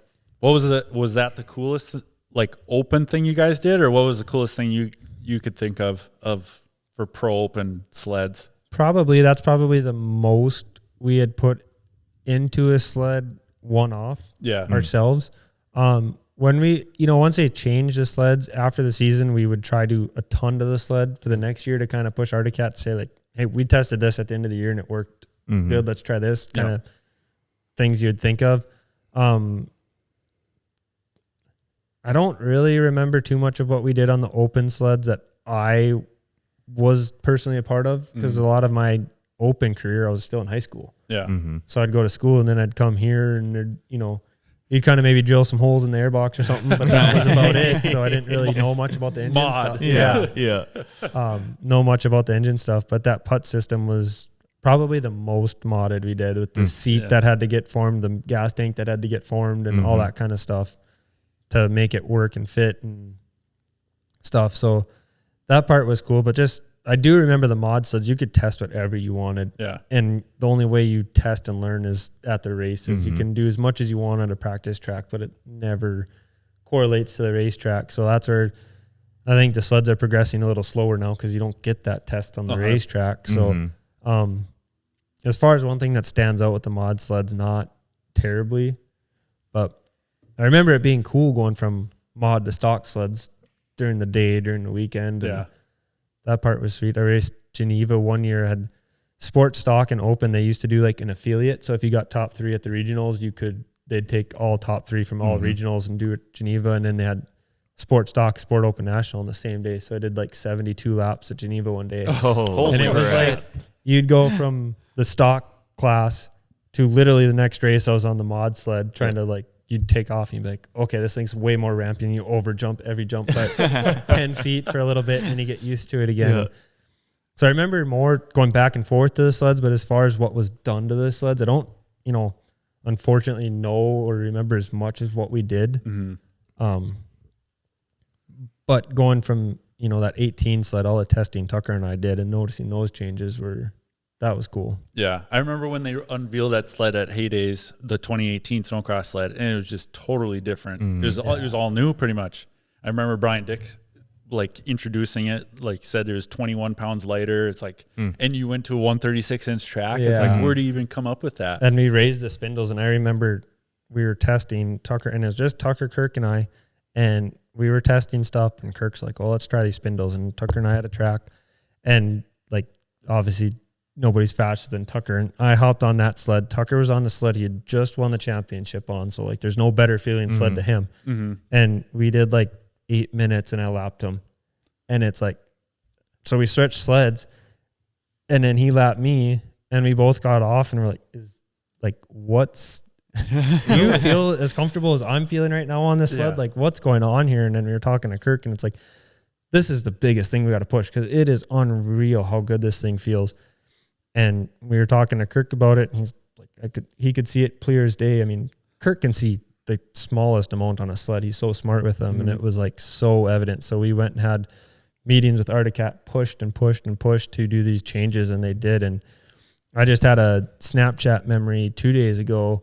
Dan Benham and I were testing it in Thief River on a wood chip track out there. It's like it was raining, so he called us up and was like, "You guys want to come ride this sled?" So we were the 2 closest, and went on there and had the big radiator on the back so it would stay cool and just pounded laps to make sure it was durable because those spindles, they just look like they had something cheap welded, bolted on. 100%. And that's how it came through. But that's all the quicker they could get anything done through production.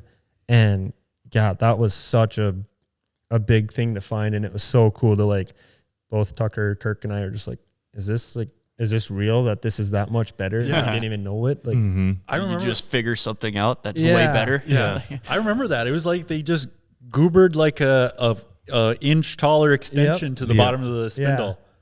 Huh. So that was a cool thing to be part of. And even from 2012, when we had that chassis at first, you'd bottom the belly pan so hard. Like your front shocks would travel like half of what they're supposed to because you'd hit the belly pan. And so they just slowly make increments. And I think 18 was where they finally found like the max they could go and how good it felt is just flattening that running board out and making those spindles a little taller. And it took obviously 6 years to kind of really find that placement and geometry. But yeah, that one was a sweet testing trip for sure. Huh. Then that leads into the 2018 season, which was like the most dominant season by a manufacturer there's been in 2018. Yeah. If you weren't on a cat that year, you weren't winning pretty much. Yeah. It feels like cheating, but that's like I say, that's why we're out there doing that testing and trying to figure it out. So it's like, other manufacturers can say, well, your guys' sleds are so good that year. Like it's like, well, that's why you do the homework. Yeah. That's why a guy that trains all summer versus a guy that trains a month before the season. The guy that you can't just say, well, he's luckier because he's got, a better body than me to do the race. So, that's where all that testing and stuff really came to play that year and really showed. And it was a sweet feeling because, Tucker and I had such a good year that like knowing the work we did is paying off in such a big way that it was cool to be a part of. And then, that season we had in our trailer, we just had we took all of our trophies between me, Jake, Yerk, and Anson and lined them up in the trailer, and we were running out of room in the front of the trailer because we just had so many trophies. It was such a cool year. And you guys were ISOC Team of the Year that year too. Yep. I think we've been Team of the Year twice. Oh, okay. And that was, we were podiuming every weekend. We had a podium, and that was a pretty cool feeling, a pretty cool gust of confidence to go to the line and know what you can accomplish. And that was super, super cool to be a part of. And so you'd brought it up, 2018 Jackson Hole. Yep. I remember watching this race on the computer. You led the entire final, and then Tucker got you in the last corner of the last lap. Yep. Did you get back to the pits and just be like, come on, man? I was always excited to get on the podium. And, Tucker, I think throughout my whole career, he was always I always looked up to him because he's so much older than me. Giving him crap there because he's old. And I think I always just looked up to him, that just being on the podium next to him was just kind of like such a cool feeling and like battling with him. But yeah, that race, that was a tough one because both me and Cody, Cam were really leading the way. And I know Tucker had some issues at the start or something. And we had both got, not to make excuses, but we both got a yellow flag on one of these uphill doubles that I checked up for. So dumb because I could have got by. And he just reeled me in, and I had zero idea. I just stayed in my same line, and if I would have known he was there, I would have maybe come over, and just zero idea. And he came in for the block pass, and you're just like, oh my gosh. Just going down that hill. I couldn't get down that hill fast enough. And you're still excited to be on the podium, but being that close to a win. There's been a couple other, we were in Deadwood, and they had the second year we were there, they had like a fence that ran through the track. So they always had to put a wall, like they put like a wall jump. So they put like a little bump and then like a 12-foot just steep jump. And I think I was second off the start. Cody was leading, and we came down the front section together, and I had jumped over this wall. Nobody had done it there. I'd always pound into it and go up over it. So I jumped over it and like buttered it. Like the first 3 laps, got a pretty solid lead, and then started missing my time because Deadwood, you're doing 40 laps there. The track changes and started missing my timing, and Ross and Cody buttered it right by me. And that was another one where I led probably had 3 laps to go, and those 2 got by me. And it's like, God, couple little screw ups here, and it's eating me away. So yeah, I'm happy with my career. It was successful in different ways, but not getting a win, that's going to bite at me for for the rest of my life. But you know, like I say, I'm happy with it. But yeah, looking back at Jackson Hole and that Deadwood, and there's been a couple other close ones. There was a Canterbury where I led most of the race, and Cody got me, and it's just like they're gonna sting, but that's part of it. Toughens you up, and you know, life's not fair. No matter how hard you work or whatever, nothing's handed and nothing's granted, and so just move on from that. But yeah, they're a bitch. Yeah. I'm in the same boat of second place at Pine Lake the last 3 years in a row. Yeah. It's like if it ends right now and that's it is 3 seconds, like, man, that's gonna be. Yeah. I mean, at least it was Tucker, and it wasn't like some random guy that you're like, oh, what are you doing? Yeah. When you're getting second behind one of the best racers ever, it's Tucker Hibbert, and you're getting second behind Tucker. It's like, well, it is behind Tucker Hibbert. Yeah, there's hundreds of people in the same boat that. Yeah, exactly. The last lap. I don't know how Ross Martin feels because he had a lot of them. He was such a great starter, and then Tucker would sneak up on him, and it's just like. Never know, but that was, I mean, Tucker worked hard and did good and was a smart racer too. So yeah. Well, what about your win at Eagle River though in 2016? Yeah, that was pretty big. That one was cool. What like race association was that though? That was just their Eagle River's deal. Oh, it was just they had a snowcross race inside the ice track during their big ice ovals. Yep. And so we would just kind of race between them, and it was the one and only time I'd ever done it. Oh, and okay. Got the win there, and that was super cool.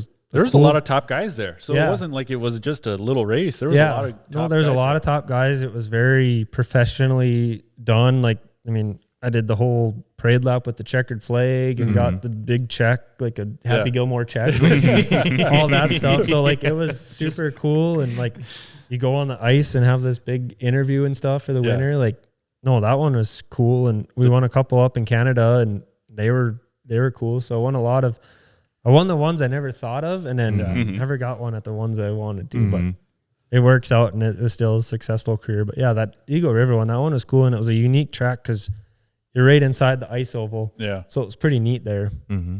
It's small. It's smaller than people think. Yeah. Like, because when we've done our enduro there, and they just have the little pit lane kind of set up in the middle there, there's not a lot of room to be inside the track. No, so it's kind of cool to race there. And then when we went to Valcourt last year with Ski-Doo, and then it had the national there, but yeah, it's pretty wild to do it inside the ice ovals. Is pretty gnarly. I'd made the joke with our fantasy football guys that the winner of the league gets a big $10,000 check. Just give me one of them big ones. Yeah, but like I made the joke with the semi-pro. It's like you got to find a big bank. Yeah. But it's written in glitter, dude. I don't care. Just give me one of the big ones. Yeah. So I think it was the end of the 2018 season, in like spring of 2019, where they had a ski hill race down in Alexandria. Yeah. And you went down there. You came and showed up to that one, and that added some prestige to that one too, being you were there, because you actually won. They did something different where it was like an A main, B main, and C main. Yeah, they did it wasn't fully cross country because it was a little shorter than the cross countries, but just kind of an open. Yeah. Like you say, you had to qualify for each main, and then so many guys, and that was one where it felt like cheating because they had the snowcross sled, and when everybody else was on the cross country sled, it's like that start. It was just walked away from everybody and just kind of did my own. But yeah, I remember we even tested for that. I just went out like the night before on our practice track and just pushed up a bunch of chop and then let it freeze overnight. And then the next day we came out, and Betsy and I softened everything as we could and just kind of rode around and got used to going on like just chop wide open on a snowcross sled and tried to kind of test for it a little bit and did that. And yeah, that one was cool because then it even got in the dark. Like, you couldn't see anything in the final. Were you there? Did you go down there and watch that one, Kyle? No. Oh, I went down there and just watched. Even Dean Larson offered me to ride a sled. Oh yeah. But I just crashed like the week prior, just trail riding. So I hurt my back, so I didn't race. It ended up being a really cool track. To like where I wish I would have raced. But no, you dominated the A main kind of. Yeah, that one was cool. In the open class, can't remember who I was battling with. I think Tate or AC got the win there in the open class, but they had a little bit more studs than I did and really pulled up that hill. Because I think I couldn't find the exact results, but I know you went top 3 in open and stock. Yep.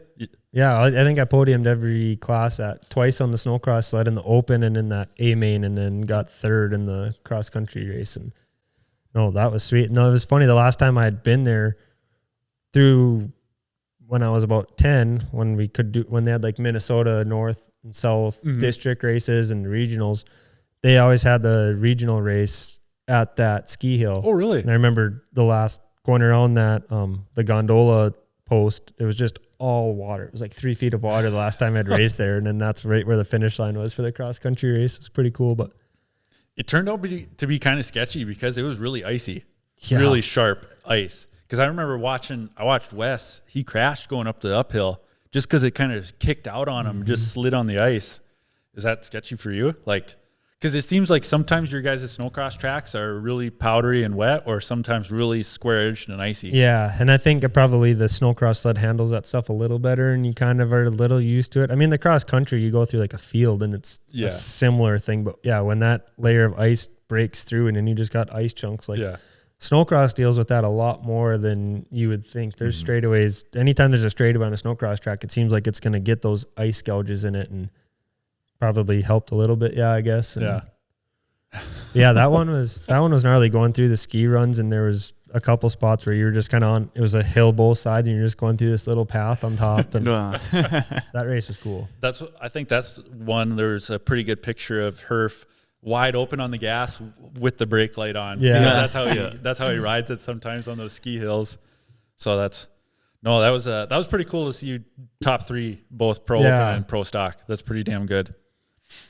Did you ever think of coming into cross country and doing more and more races, or were you just like doing them on the off weekends? It was just doing them on the off weekends. Like I had said earlier, when Pat had the circuit, and he really scheduled it nicely with the snowcross. So that one year, 2011, 2012, Garth and we had full cross country sleds, so we could go. I think we missed like 2 cross country races that year, and that was just to prep for X Games. So no, I loved cross country, and if we could race, we were trying to race, and so that was really cool. And who knows if we get more snow, be out on the sled this winter. But the ice races take a lot of work, so I don't know if I do that, but maybe the 500 or something. But no, it was fun to do the cross country races and do both as much as we could. But so we'll get into that later. But I do have that as a question of future, if you're fully retired or if there's future races coming. But to 2019, so you come off the best year on that 2018 kind of, was that your best year, you think? Yeah. Yeah. In the pro class for sure. Yeah. 2019, minimal changes, but they changed the spindle where it was like more of a manufactured spindle almost, but you guys went back and forth on them. They had done some stuff to the motor. With 18 sled, they had some stuff with Suzuki left over, so they were able to, I think it was the bottom ends, they were kind of able to keep. And then when Articat took over the bottom ends, we struggled with the EFI. Oh, okay. And yeah, that Duluth was one of the worst races in my career that I didn't get hurt at. I went from coming into the season, Tucker retired, so I was ranked second, and I didn't even make the final. As a pro, as kind of a veteran coming in hot. Not that I was overconfident, but just like you're feeling good. And they had that 180 corner, and the sled they'd bog, and they had such a random bog and miss. And we were at Jackson Hole coming down the hill. You'd have to you could literally time the bog. So you knew for a couple of these jumps coming down the hill. And so then we went back to the 18 and then started progressing up in points and kind of making up for all that stuff. But it's still just once you have a couple of bad races, especially not even making a final, you're down in points. But so we'd go back to that, and then we test it again for the next year. And it was still kind of a similar deal to where the sled had really good distance. Like a Lake Geneva start, that sled was probably the fastest at the top of the hill.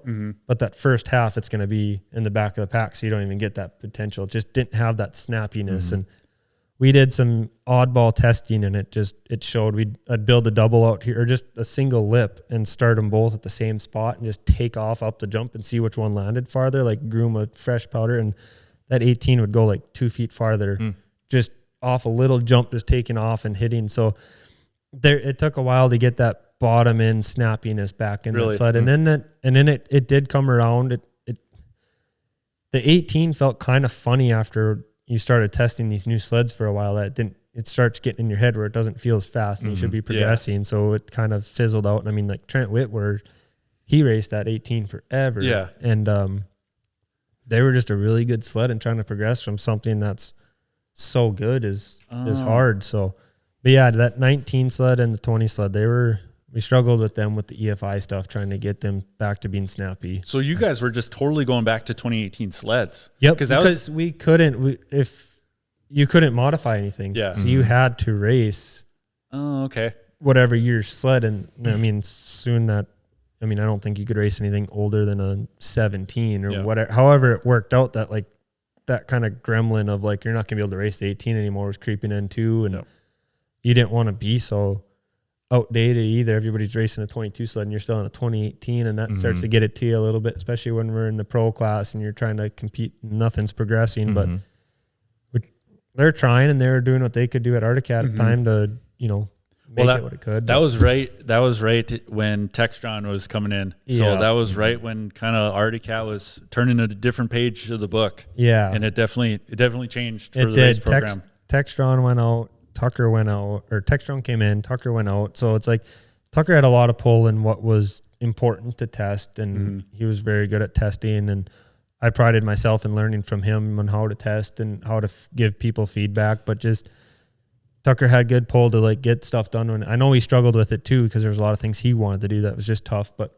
once Textron came in and like things got put on the back burner a lot, it got a lot more tough, and that was part of the reason I had switched to Ski-Doo. Was just we were kind of Arcticat's top team, and we were really testing a lot. I mean, I've got a couple sleds that I don't think any are here right now, but we'd moved the spindles back, we moved the skid back. We were trying anything we could within our realm of our shop. Yeah. And we found some things and had a big meeting, and then nothing. We were told everything was getting done. Nothing got done. And it wasn't just our team. There were several other. Dave Otto was a big part of it. And so that's kind of what fizzled us out of Arctic was that Textron deal. But yeah, that 20 sled, that 19 sled, they were a little sketchy. That's the only reason I knew there was a difference between the spindles. The spindles look different. So like I thought maybe it was just a front end change you guys were playing with, but you're totally going back to a 2018. Yeah. That's interesting. Yeah. They, cause the spindles matched up the exact same. They just formed them to, look cleaner, look better, and had that solid casting. And it was, the motor stuff was a struggle. Oh, okay. But then, so I think it was 2021, broken ankle. Yep. Just practicing out here? Yep. Just practicing out here. Got my boot stuck in the stirrup. And just kind of rolled off the track, and I went the other way, and just a full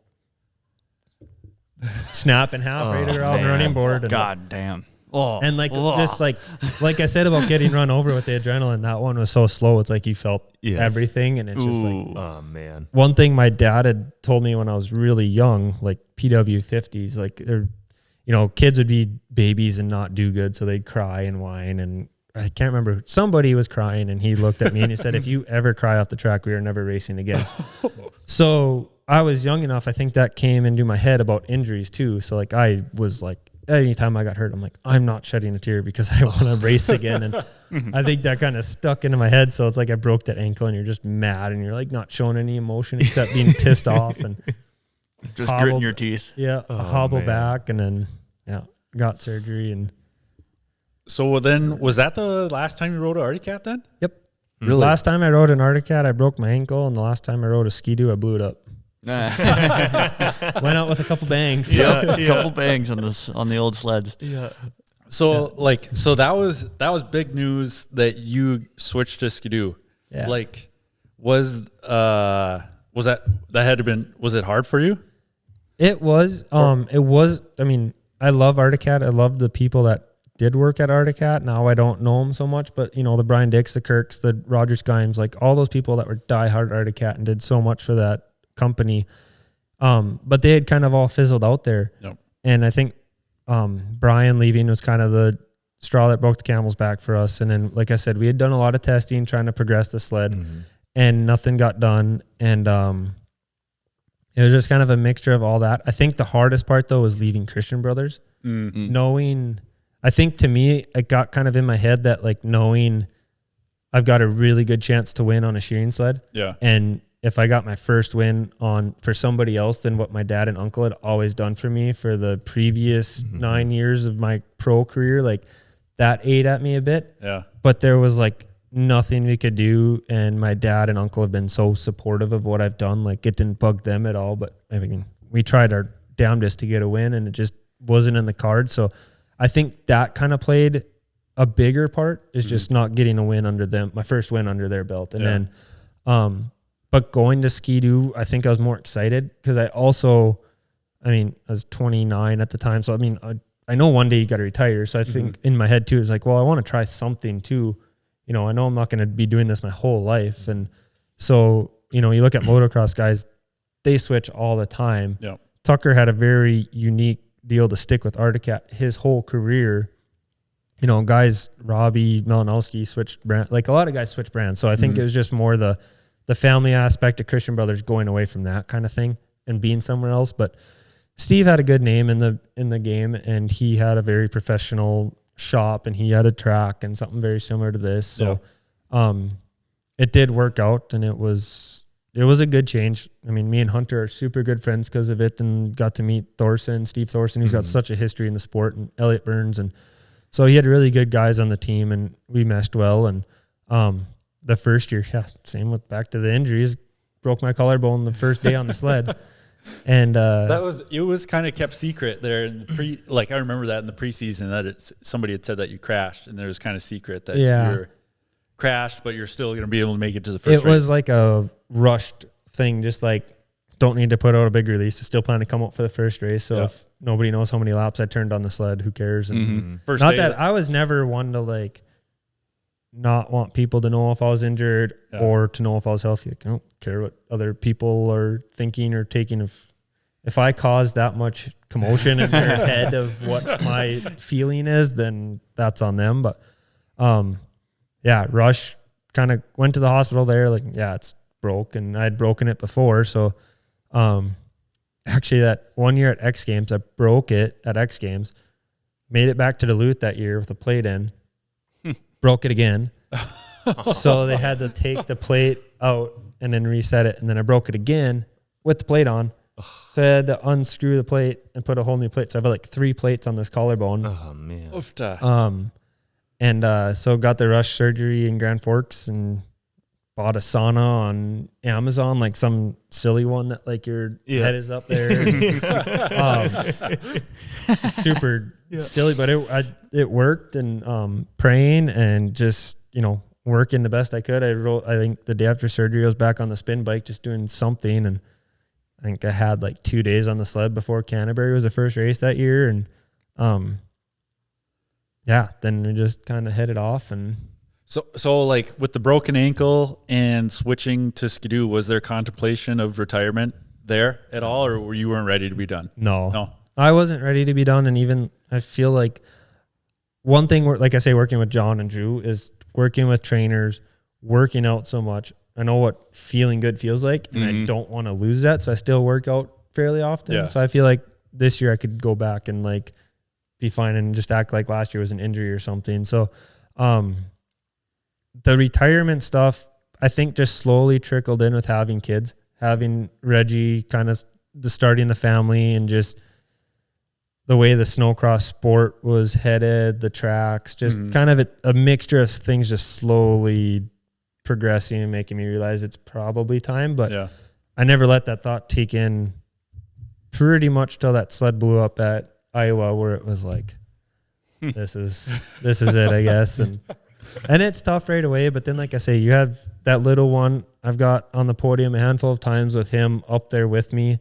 And like, you kind of look at that as a different type of success, to be like at the top level of snowcross, a sport you've been working your life to have like your next generation that potentially could get into it there with you, to at least be part of it. He's not going to remember it, but I am, and we're going to have the pictures of it.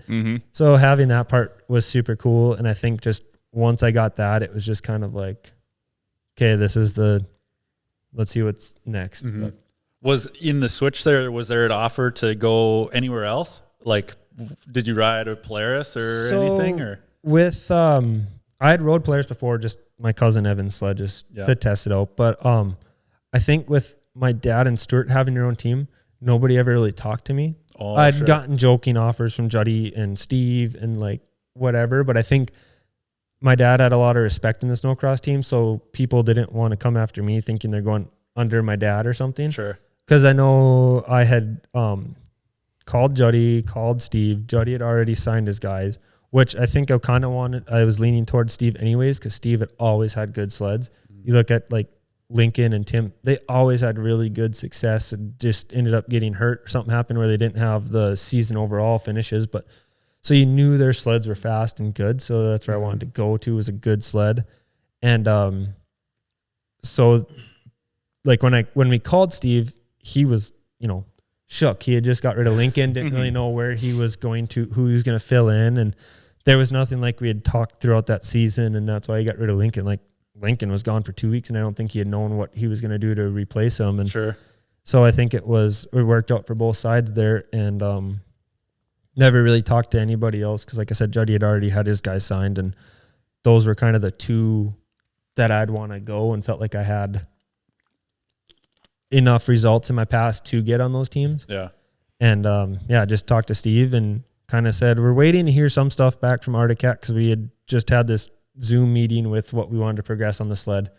And they were going to let us know in a week what would get done. Well, we found out in a week that meeting went nowhere. And it's just like, okay, whatever. We're done with you guys and I'm going to pursue this other side. And so we did that and this kind of kept the cross country side going at Christian Brothers. But then I switched to Ski-Doo and then like, well, we'll try with Ski-Doo too. And we had known Kerry Dacu for a long time, who's works at Ski-Doo, and he kind of helped us out, and kind of the rest is history. Yeah. So it was a weird June there that season, trying to heal up from the ankle and wanting to race and just not knowing if you're going to be on Arctic at Ski-Doo, like new brand, what was going on. But no, it worked out really good in the end. Yeah. Well, the sled blew up in Iowa. Well, yeah, I guess not then, but yeah, no, that race was tough. Like everybody looks like, why are you racing in April? Like, how can you have the circuit there? And the players is just like, their track is so good. And like when we were open, that's one thing that was nice about the open sled is like, we would run different tracks at different events because we knew like the players track always hooked up well in Deadwood because it was always warm there. So like that mushy snow, that players track ripped. So you get to those last races and the players are making everybody look stupid because they had such a good track, but you couldn't switch to them. And did you like a 129 or a 136? 136. Yeah. Yeah. The last year of open, we would go back and forth. Like Deadwood had the tight track or the tight bumps because it was a tight track. So we'd go to the 129. But I think overall the 136 just carried its speed better through the bumps and would blitz better. Turned a little worse, but I think it made up for it in the bump so much it was worth going back. Yeah. Because that's what I remember, even thinking back to that Alexandria ski hill race. Andy Paik was there on a pre-production cross-country sled that they made it to 137, and he kicked butt on that thing. So it was like, dang, if they go to 137s next year, that's going to be good. But then it didn't actually make it to production for the race sleds until like following years. Sure.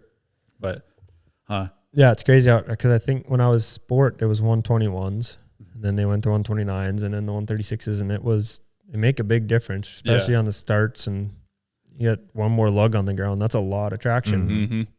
Kyle, we're still on 121s. Yeah, that's right.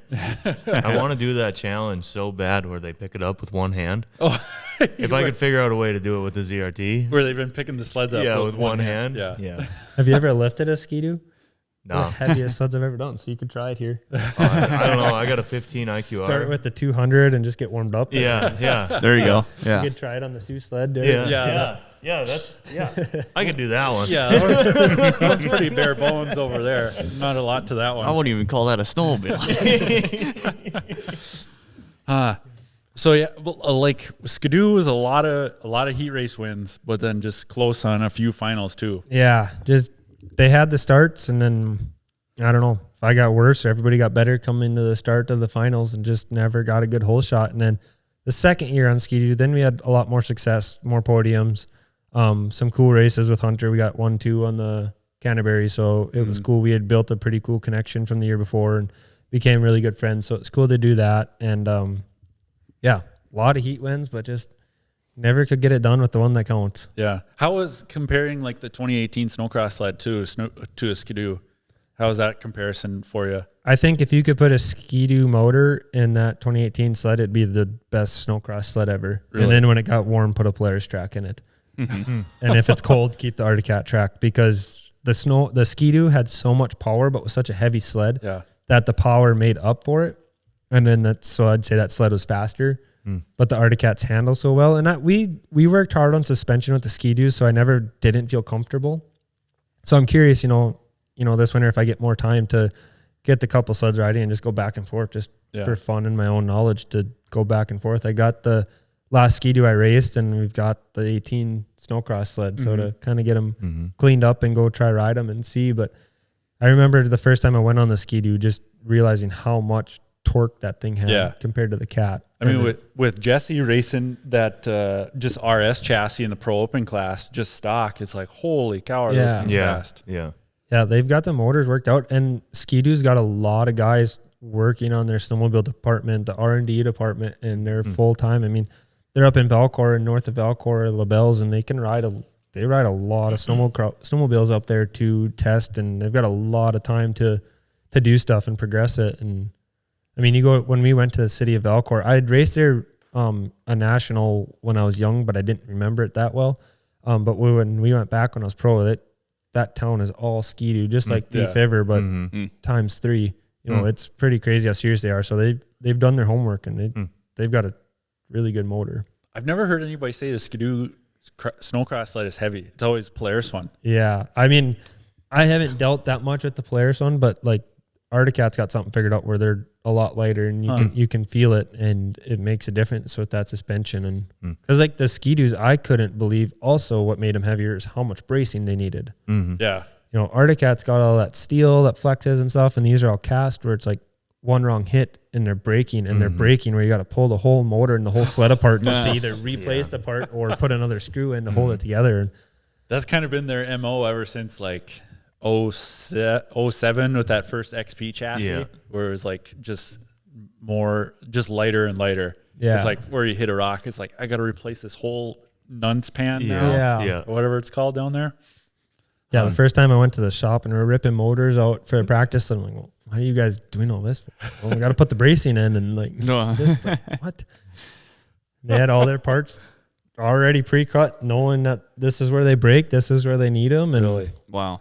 We had done some more testing and figured out a couple things that seemed to hold them together pretty well. But if something did break, it was going to take a whole new sled, because it was how much glue and everything held them together. Yeah. Wow. Well, like, we make the jokes all the time, Kyle, of like the Snowcross front shocks do not go up and down. No, they're just like, you could put a shaft in there. Like, that's what it looks like. A metal shaft. Like they'll maybe move a little bit, but like, what's your take on that? Being cross country guys, where you guys watching Snowcross, you're just slapping. Yeah. Like, well, our sleds are stiff, and I was always known, at least on our team, to have a stiff sled. Like Jake's, you could kind of roll and put the front shocks, like mine was stiff. And really? I think we noticed at testing starts, just that stiffness helped. Like, instead of transferring and sacking out in the back and then going, mine was just right to the track, and it never sucked up with the suspension. But I was always stiffer, but I always had kind of a rougher riding style and more of that pound into bumps and just make stuff work rather than that smooth style. So I was always stiff, but we'd still bottom them out. And really, that's where I think, like with Skidoo, with Shearing's team, we had those big body, the mega floats. Yeah, the big body fronts, and Elliot did.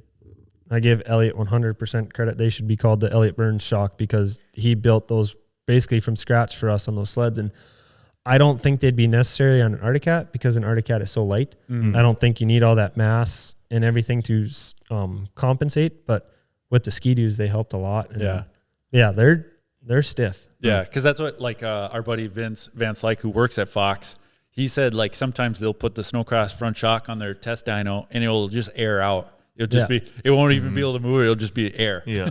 It'll just be. So and people think we're running them too stiff, but then we've got the corners you're jumping into, so you jump into it. Well, then that outside shock needs to be stiff, or it just rolls out and you're working on that inside ski. And once that inside ski comes up, your corner is garbage. So it seemed like Tucker's front shocks like moved a little bit more like than other people's sometimes. Did you run the crosslink? Yep. Yeah. We ran the crosslink and really liked that. Yeah. I know we talked to Herf about the crosslink, about him running it in his pro open sled. Eventually on the snowcross sled, the way the sled had progressed, it didn't work as well. But we ran it for many years. But yeah, that was a cool thing. And I mean, we were calling anybody and everybody to find them. Yeah. And they get them work because they just weren't making them anymore. Yeah, so it was a lot of Google searching and Facebook Marketplace searching for them. Yeah. That's like us now with these the front dial adjust shocks for our older like 440 and the ZRTs. Yeah. A lot of Facebook searches for those. Yeah. Where did Betsy come into this though? Because having a female mechanic, everybody kind of just looks at her, but then once you talk to Betsy, it's like, oh, you're in the snowmobile industry. You love this. Yeah, Betsy's so awesome. I'm so fortunate to have worked with her as long as we did. And you can see all the numbers. Those are all the racers we've had on the team. And her cousin was Matt Pache. Oh, okay. So we had Matt on the team for a few years. So she came with Matt because she had always helped Matt prior to being on the team. And then when Matt retired, or he raced a couple of years just off his direction, Betsy wanted to keep working with us. Yeah. And then eventually I had worked with Justin Halverson for quite a few years through my semi-pro career, my first year pro.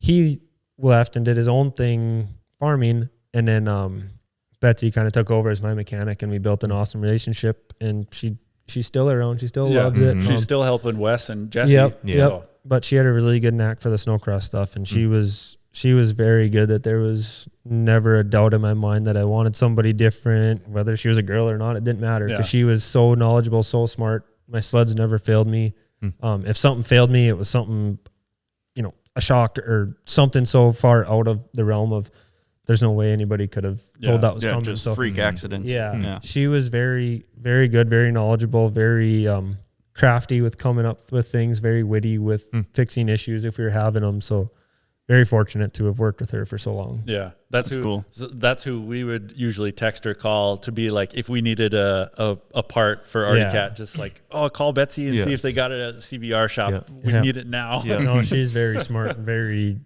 takes the job very serious and very professional with it. And well, for Jesse doing as good as he's doing on a Skidoo right now, like I give her so much props for making the change from Articat to a Skidoo. I look at a Skidoo clutch and it's like, what the heck? Yeah. What the flip? yeah, no, it's crazy how everything can be so same. They got tracks and two skis and how different every sled is. It just is wild. But no, she took on that role really good too with the Skidoo, and it helps having Brian. He's got Skidoo knowledge, so I think he helped her too. But no, she's got a smart head and she farms, so she's got that farm wittiness to just figure out how to make it work. And with Brian helping Jesse, and then with Betsy helping Wes. It was a pretty good team. They had cross country racing this year. So are you done? Are you done racing, Logan? Or like you said, you're still training. What if somebody calls you up this year? After listening to this, be like, give Logan a call. We need him. Yeah. No, I don't think I'd feel it. I'm interested in doing like a pro vet race here and there. Like I think doing Duluth or like 30 plus. Yeah, like something like that would be fun. But I'm not gonna. I mean, I've got these two boys now, and they're the center of my world. So I'm gonna be hanging out with them. But if there's a pro vet race and I've been riding here a little bit and got a sled that's half ready, Duluth is right here, and there's the fields are still covered in snow, so why not or something? But I'd like to do like the 500 or something. I think the cross country stuff is more something I'd do, like a race here or there. I love it. I love racing. I don't do stick and ball sport. I did football my whole career, so if my boys play football, I'll be pumped. But with the racing, it's something, it's in your blood, and I'm still young enough and fit enough where I want to be on the track instead of helping too many. But was the training stuff always easy for you? Like you've always seemed like you've been in really good shape. Like, is it something you had to work at, or like just naturally? I think athletic? A part of it being just naturally, just always, like I said, I played football, so we always had the football workouts for school, and then just racing dirt bikes, racing snowmobiles, just always busy riding and racing. And then working with Drew early. I was only 15 when I started with him have a trainer, and then going with John. So just learning that stuff. And I think it just kind of built into me to what feeling good is. And even when I was racing, a lot of guys would, take off till like July or August, and then they'd start training again because they needed those few months off. And I'd take like a week off and be like, I feel like garbage. I got to get back on there like this 1 week is what's gonna make me lose the season, you know. So I always liked working out and training, and then I'd have with Drew and with John, we had those hell weeks, and they'd push me to want to puke, and it was just more fire and, you know, to make it go. And so I think the fitness stuff is something I've just kind of naturally gotten into because I started it at such a young age that I know what feeling good is, and I don't want to lose that to an extent. I'm not going to train as much as I did or as often as I did, go for 4-hour bike rides and stuff like that, but keeping doing stuff. And I just clicked over 10,000 miles on my Concept 2 spin bike. Oh yeah, so that was pretty cool. So did you end up selling that ski erg you had? Yeah. I see. As soon as you posted it, I was like, I want to buy that right now. I didn't have the I don't have the spot to put it yet. Sure. No, I actually just shot a wall mounter, and then the guys texted me the price, and it was more, so I had to get rid of the ski erg to get the deer mount. So got that hanging up in the garage now. Oh, nice. Kind of wish I had that ski erg still sometimes. I got kind of late. Actually, I got into, so when I was training, I had a good buddy, Alex Ingolstead, who used to race cross country and now does the farm, is a full-time farmer. He'd always ride mountain bike with me. And then he got an e-bike so he could kind of keep up. And then when I retired, I was like, man, that thing looks so much more fun and easy. So I said, once I retire, I'm going to get an e-bike. So now I'm e-biking. And man, last winter we put on 350 miles. We'd go out before work. They'd get to my house at 5:30 in the morning, and we'd go out to those sand hills with just the headlights that they'd use for mountain riding. We got some of those, and we'd go ride in the dark for like an hour. We put on 300 miles just from morning night rides and on the e-bike and stuff. So what kind did you get? I've got a Husky, but I'm looking to trade up. That's one thing we talked about that like a few shows ago, that if I won the lottery, like three bikes I'd buy right away, just mountain bike, e-bike, and a nice road bike. The e-bike thing is sweet, but I wouldn't have, if I had it when I was racing, I wouldn't have been as good a shape as I'm in, because you could cheat so easy on those things, but they're so much fun. But the mountain biking was a blast too, and doing the mountain bike racing was cool too, but no, just staying in shape is good. And we've got the setup here and everything, so it makes it pretty simple too. But could you tell a difference when you'd go west to elevation? Like, you could. When we worked with PJ, so PJ Wanderscheid had a elevation tent. Oh, really? That he used when he was racing. And when we started working with them, his career was kind of done, and he gave it to me, lent it to me. It's still here. He doesn't want it. I don't know what to do with it. But I'd use that a lot. And so before I was married, we slept. I mean, once I got married, we never really had the West races. We did Jackson Hole a little bit, but didn't phase you too much. But X Games was a big one. So I'd actually use that elevation tent, and that helped a lot. So really, I know I was just I'd use it all summer too. So when I was a bachelor, I just had this big, enormous tent that took up my whole room. So you'd open my door to my bedroom, then you'd have to unzip this big tent. Then it had another one where you'd unzip to go to the bathroom, like some weird medical experiment or something. Yeah, that's freaking cool though. I'd really like to try one of those. Yeah. That's dedication. That's perfect awesome. for COVID. But so I used that quite a bit, and that helped a lot with the elevation stuff. That's awesome. And then going out there so early for X Games, and just kind of after the first couple of years of going out west, you learn how to prepare for it with drinking water, how to train, and kind of did some stuff with some elevation masks while training and kind of figuring out stuff like that. So yeah, we took it serious as far as training, trying to feel the best you could going out there so you wouldn't get the elevation headaches and the sickness and stuff that a lot of people did. Or you should try some of that. Oh, totally. Yeah. He's getting ready for his second marathon in like 2 weeks now. Oh, there you go. Yeah. 20 miles on Friday you did? Yeah. Nice. Yeah. Still a little sore. Knees are a little tight still. Where's it at? Blue Ox in Bemidji. Oh, so yeah. Nice. A nice area. Oh yeah. You run around the whole lake, and it's a fun run. Yeah. Last year he cramped up mile 16. Oh, Yeah. really? Me and Kyle biked with him the whole time though. Yeah. So me and Kyle biked the marathon at least. Yeah, you were almost more sore than I was because of your shitty seat. Cheeks were pretty raw after that one. And Dad was with too. Yeah, on like a 98 Huffy or something. You know, the old chrome crank on it, you know? Yeah. Hey, the crank is about that long. But no, that is interesting, the elevation training for a marathon or something, Yeah. it would be cool. I'd like to go out to the higher elevations just to see what my cardio would be at higher elevations. Because Yeah. I've talked to Wes about it a few times. Like when he comes back to Minnesota to do the races here, and he's just like living at elevation. He said it's like a different world for him. So For sure. That would be I really couldn't cool. Couldn't imagine living out there and coming here. yeah. and- Same with like Eli. I'm sure for Eli Tomac, Yeah. it's easy for him just being at that elevation already to Yep. get down to sea level, and you're like Superman. Yeah. Yeah. See, I want to try that. Yeah. That sounds really cool. Read like Superman. Yeah. Yeah. Well, what about the Sioux I-500? Supposedly, the rumor is Christian Brothers with Wes and Jesse Hallstrom are going to be going out there with the effort. I mean, Logan Christian at the Sioux? It'd be fun. It'd be fun to go watch.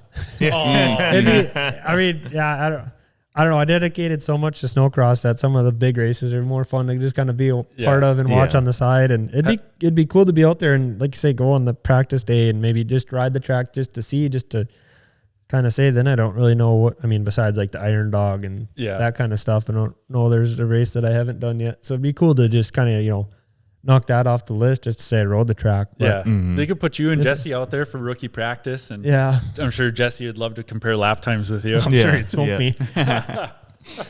So I got to get on the snowcross track to keep him and his buddies that come and keep him humble. Yeah. That's Totally. what we were giving him heck last year for being pro cross country and then going and racing sport light Yeah. snowcross. Yeah. But you have to give her crap too, because he did that too. And I think he got pretty intimidated on the start, he said. Well, I think he actually raced pro light snowcross. I think Was when it pro light or yeah, sport? One of the two? I think he did pro light when Was he did it pro in light Fargo. In Fargo? Yeah. I had asked her if I said we were doing a podcast with you and if he had any Logan stories, and he's like, "There's a lot, so I'll have to get back to you." He never did. So Yeah, do you got a Herf story for us then? Oh, man. Because he lived here for quite a while. Yeah. Didn't he? Like in the earlier years? He Yeah. So kinda- like I said, when I graduated, I moved into the house that all the racers, when they'd come in the winter, would stay at. And so there was years where it was me and Zach Patton lived together forever. And then Garth Kaufman and he was married and had just had his first boy. They lived in the house next to us, so they could kind of have their family over there, which was sweet because Garth's wife was a masseuse, so you could get a massage like 3 times a week. So Son of a bitch. That would be awesome. Yeah. that was sweet.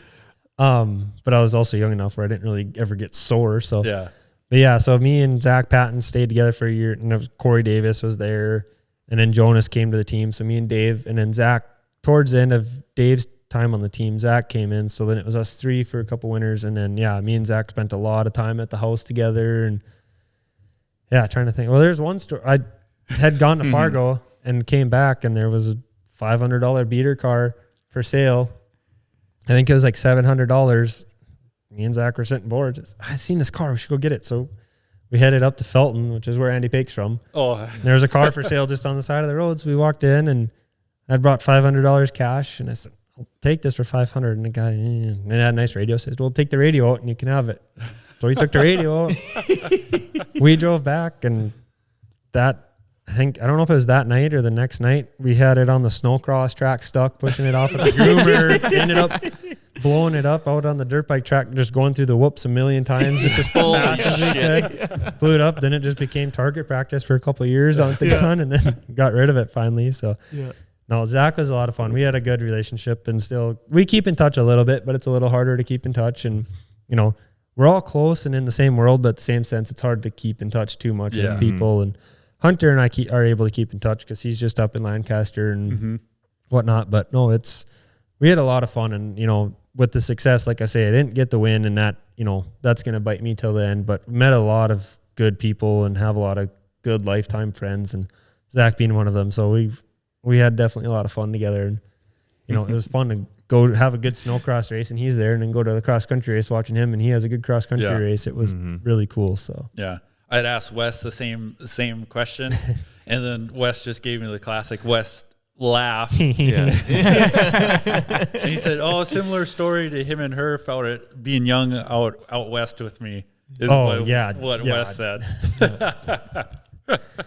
That when I said that I'd been there for a month, they were all partying, and Well, I was 13. I wanted to get all my sleep so I could ride as many laps as I could that day. Yeah. And they woke me up at like 2 a.m. and there was a couple girls in their room, and I was 13, like, dude, I'm not into this. I want to ride a snowmobile. And went back to bed, and there's just a group of guys with these. Yeah. The Cook City test trips, there's some wild stories. Yeah. Only Wes. Yeah. There's only one Wes. That's for sure. There's only one Wes. And then your truck driver, Bubba Ness, asked him too. He had said, in your younger years, you were always a little nervous, so you'd have to run to the porta potty before going up to the starting line. Yeah, who doesn't? He said running from the porta potty right up to the starting gate, getting your snow pants back up. There's a couple pictures. There's one picture that I think is a Salt Lake City snowcross. We were inside the dome there, and the picture's hilarious. I don't remember who got it, but it's like my sled's crossing the track, and you can tell the guys ahead of me are lining up, and then there's me sprinting with my pit coat like half on, like wide open. I'm sprinting across the track to catch up to my mechanic, and yeah, I don't know. Oh, I do the same thing. We'll get our sleds lined up on the line for the Le Mans start, and then like looking around, like, oh, there's a side by side just over there off to the side. Yeah. And you got to go pee right. It's not nerves. It's just like you're so hydrated. I think it was, for me, it's just excitement and trying to calm. But like, there's some guys that had some weird rituals. I mean, there's a couple of guys that like the mechanic would be jack standing, and like at a snowcross race, the jack stand area is kind of out back. Like it's dark back there. Nobody's around. And like the mechanic is revving the sled up, and the dude's on his knees taking a pee, just like getting blown with snow. Like I can't imagine what was hitting him on his pants. And it's like, you kind of look over, it's dark back here, dude. Just go face away from us. Yeah. Some people had some weird rituals, but sometimes you got to go. Yeah. But it was a small world connection with Bubba at the time is when I'd worked with Drew, he'd worked with Kyle Beaton and stuff. And Kyle Beaton was kind of one of the top Yamaha motocross racers. Oh yeah. And Bubba had drove their race semi for a few years. Mm-hmm. Yep. So the Kyle Beaton, who I met in Canada, training with Drew, small world connection, that his truck driver was same as our truck driver. No, I just seen Bubba at the gas station this morning, so that's why I asked him. Me and DJ actually went up coyote hunting one time, and whatever bar is up there where he's from, we went up there to go coyote hunting, and we're just kind of sitting there in the morning, just kind of talking to the locals, getting ready to go out, and somebody just comes walking into the dead coyote. Look what I just got! And blood dripping on the bar floor. Bubba's World. Classic. Yeah. Sounds about right. Wouldn't change it for the world. No. Yeah. People riding horses through there. There was a horse in the bar a few years ago. Goats. Oh yeah. Yeah. Oh, it's great. I tell people from out of state like what goes on. They're like, "There's no way." It's like, it's all true. Yeah, there is a way. It's like a cartoon sometimes. Yeah, it's you like would not Wild imagine. West. Still a little of that left. Yeah. Wouldn't change it for the world. Nope. But no, what an awesome career, Logan. Though. Yeah. Thank you. Thank you. It was fun to be a part of it. You know, if dad's got kids that are curious of getting them in racing, do it. Because the bond I have with my dad, I'm sure you guys have the same with your dad. It's what racing does is awesome for you. It teaches you a lot about life. And, you know, we've got the cross country team going. We've got the 286 races here. So we're still. Yeah. You even did a riding school here last year too? So the Fridays before they'd have the race this year, we just kind of did a little class. And if they wanted my help, they would just kind of sign up so I knew to watch. And if they didn't, just had a practice day. And sure, we'll do stuff more similar. And maybe this year, now that I got my feet wet, I'll be a little bit more involved and try to do some more stuff. But we've got the facility, so we're going to keep pushing snow out and keep the sport growing. Yeah. Awesome. That's another thing that's really cool is that CBR is still going after you had switched to shearing, and then after now that you're retired now, that they're still going with helping other people. Yeah, we had put so much effort into being the best snowcross team that I think just the facility we had, it's too hard to just lock up shop and say we're done. We've got lights dug into the ground. We've got a 1.5 million gallon pond and the well and everything and the guns. So it's, you know, it's not that hard to go make snow for a week and then have plenty for the winter and get kids here to race. You know, last year was my first year really. I'd gone to some of the races, but it's been just a short 20 minutes there. And last year I was a lot more involved, and it was really cool to see and how far. I mean, people were from South Dakota and Iowa, and I couldn't believe they were coming all the way up here. I thought it was more local. So it was really cool to be a part of and see that more last year. Yeah. I came to the last one you guys had here, and I was watching Nate with his kid racing. And yeah, it was a hell of an event that they have. There's a lot of people that come up for it. Yep. It was very cool, and it impressed me. Yeah. Yep. Yeah, definitely the snowcross scene at a local level isn't dying by any means. No, it's not. But no, thanks for how long are we going, Brody? 2:18. Oh, that's pretty damn Freaking flies awesome. by. Nice. Yeah, flies by. Yeah. Good conversation. Good stuff to talk about. But I don't know, you got any other questions for him, Kyle? Or? I don't know. This is great. Or Brody? I like this. Yeah. No, I'm good. I don't. Well, it's hard to think of a question right off the top of my head. I'm just thinking about like training and like, well, I run, so like I train. But you're thinking after this marathon, you're going to go back to just building muscle. Yeah. again. Yeah. I don't like getting skinny for as I bank up my runs for the marathon, and it's like I just lose muscle mass, and it's like I want to keep gaining muscle, and I'm losing it now just to put on more miles. And so yeah. Oh, is it? One thing I wrote down. Is it funny for you to see just old CBR sleds for sale on Marketplace? Yeah. Yeah. Sometimes you're like, oh man, why wouldn't you still want that? So that thing's sweet. Yeah. I guess I didn't want it either, so that's why you're selling it. But some people like advertise it like this was a CBR sled. It's like it was probably just maybe one of their practice sleds. They put graphics on. Well, some of them you see too, they'll say like it's a CBR sled, and they probably bought the side pans from Heydays, and then the back tunnel has like stock Arctic graphics. And well, nothing we had was we never left stock graphics on, so it's not one of ours. Yeah. But no, it's cool, but it's also cool when they like promote it as it being one of ours, because then you're like, it's got that history, that memory, and like when you're in the middle of it, you don't realize that it's history or that anybody else is thinking it's as cool as you do and stuff. So it gets cool to see that, but some of the stuff people write about it, you're like, whoa, where'd you come up with that one? I remember sending one to Wes. Somebody was selling like Wes's 2015 Arctic Cats cross country sled, and they wrote up this big thing. Wes raced it this many miles for this year, and he's like, yeah, that sled sucked. He told me. I wouldn't buy that freaking sled. Yeah, that's it. Some of those cool ones are like, oh man, I don't want any of the memories with this, and they're selling it like it's the best thing ever. Yeah. Kyle, you just this week you found one of your sleds you just have just sitting in the weeds. Yeah, it's Brad Ola. It was bought from Brad Ola Racing or whatever, but it's bought by TS Racing.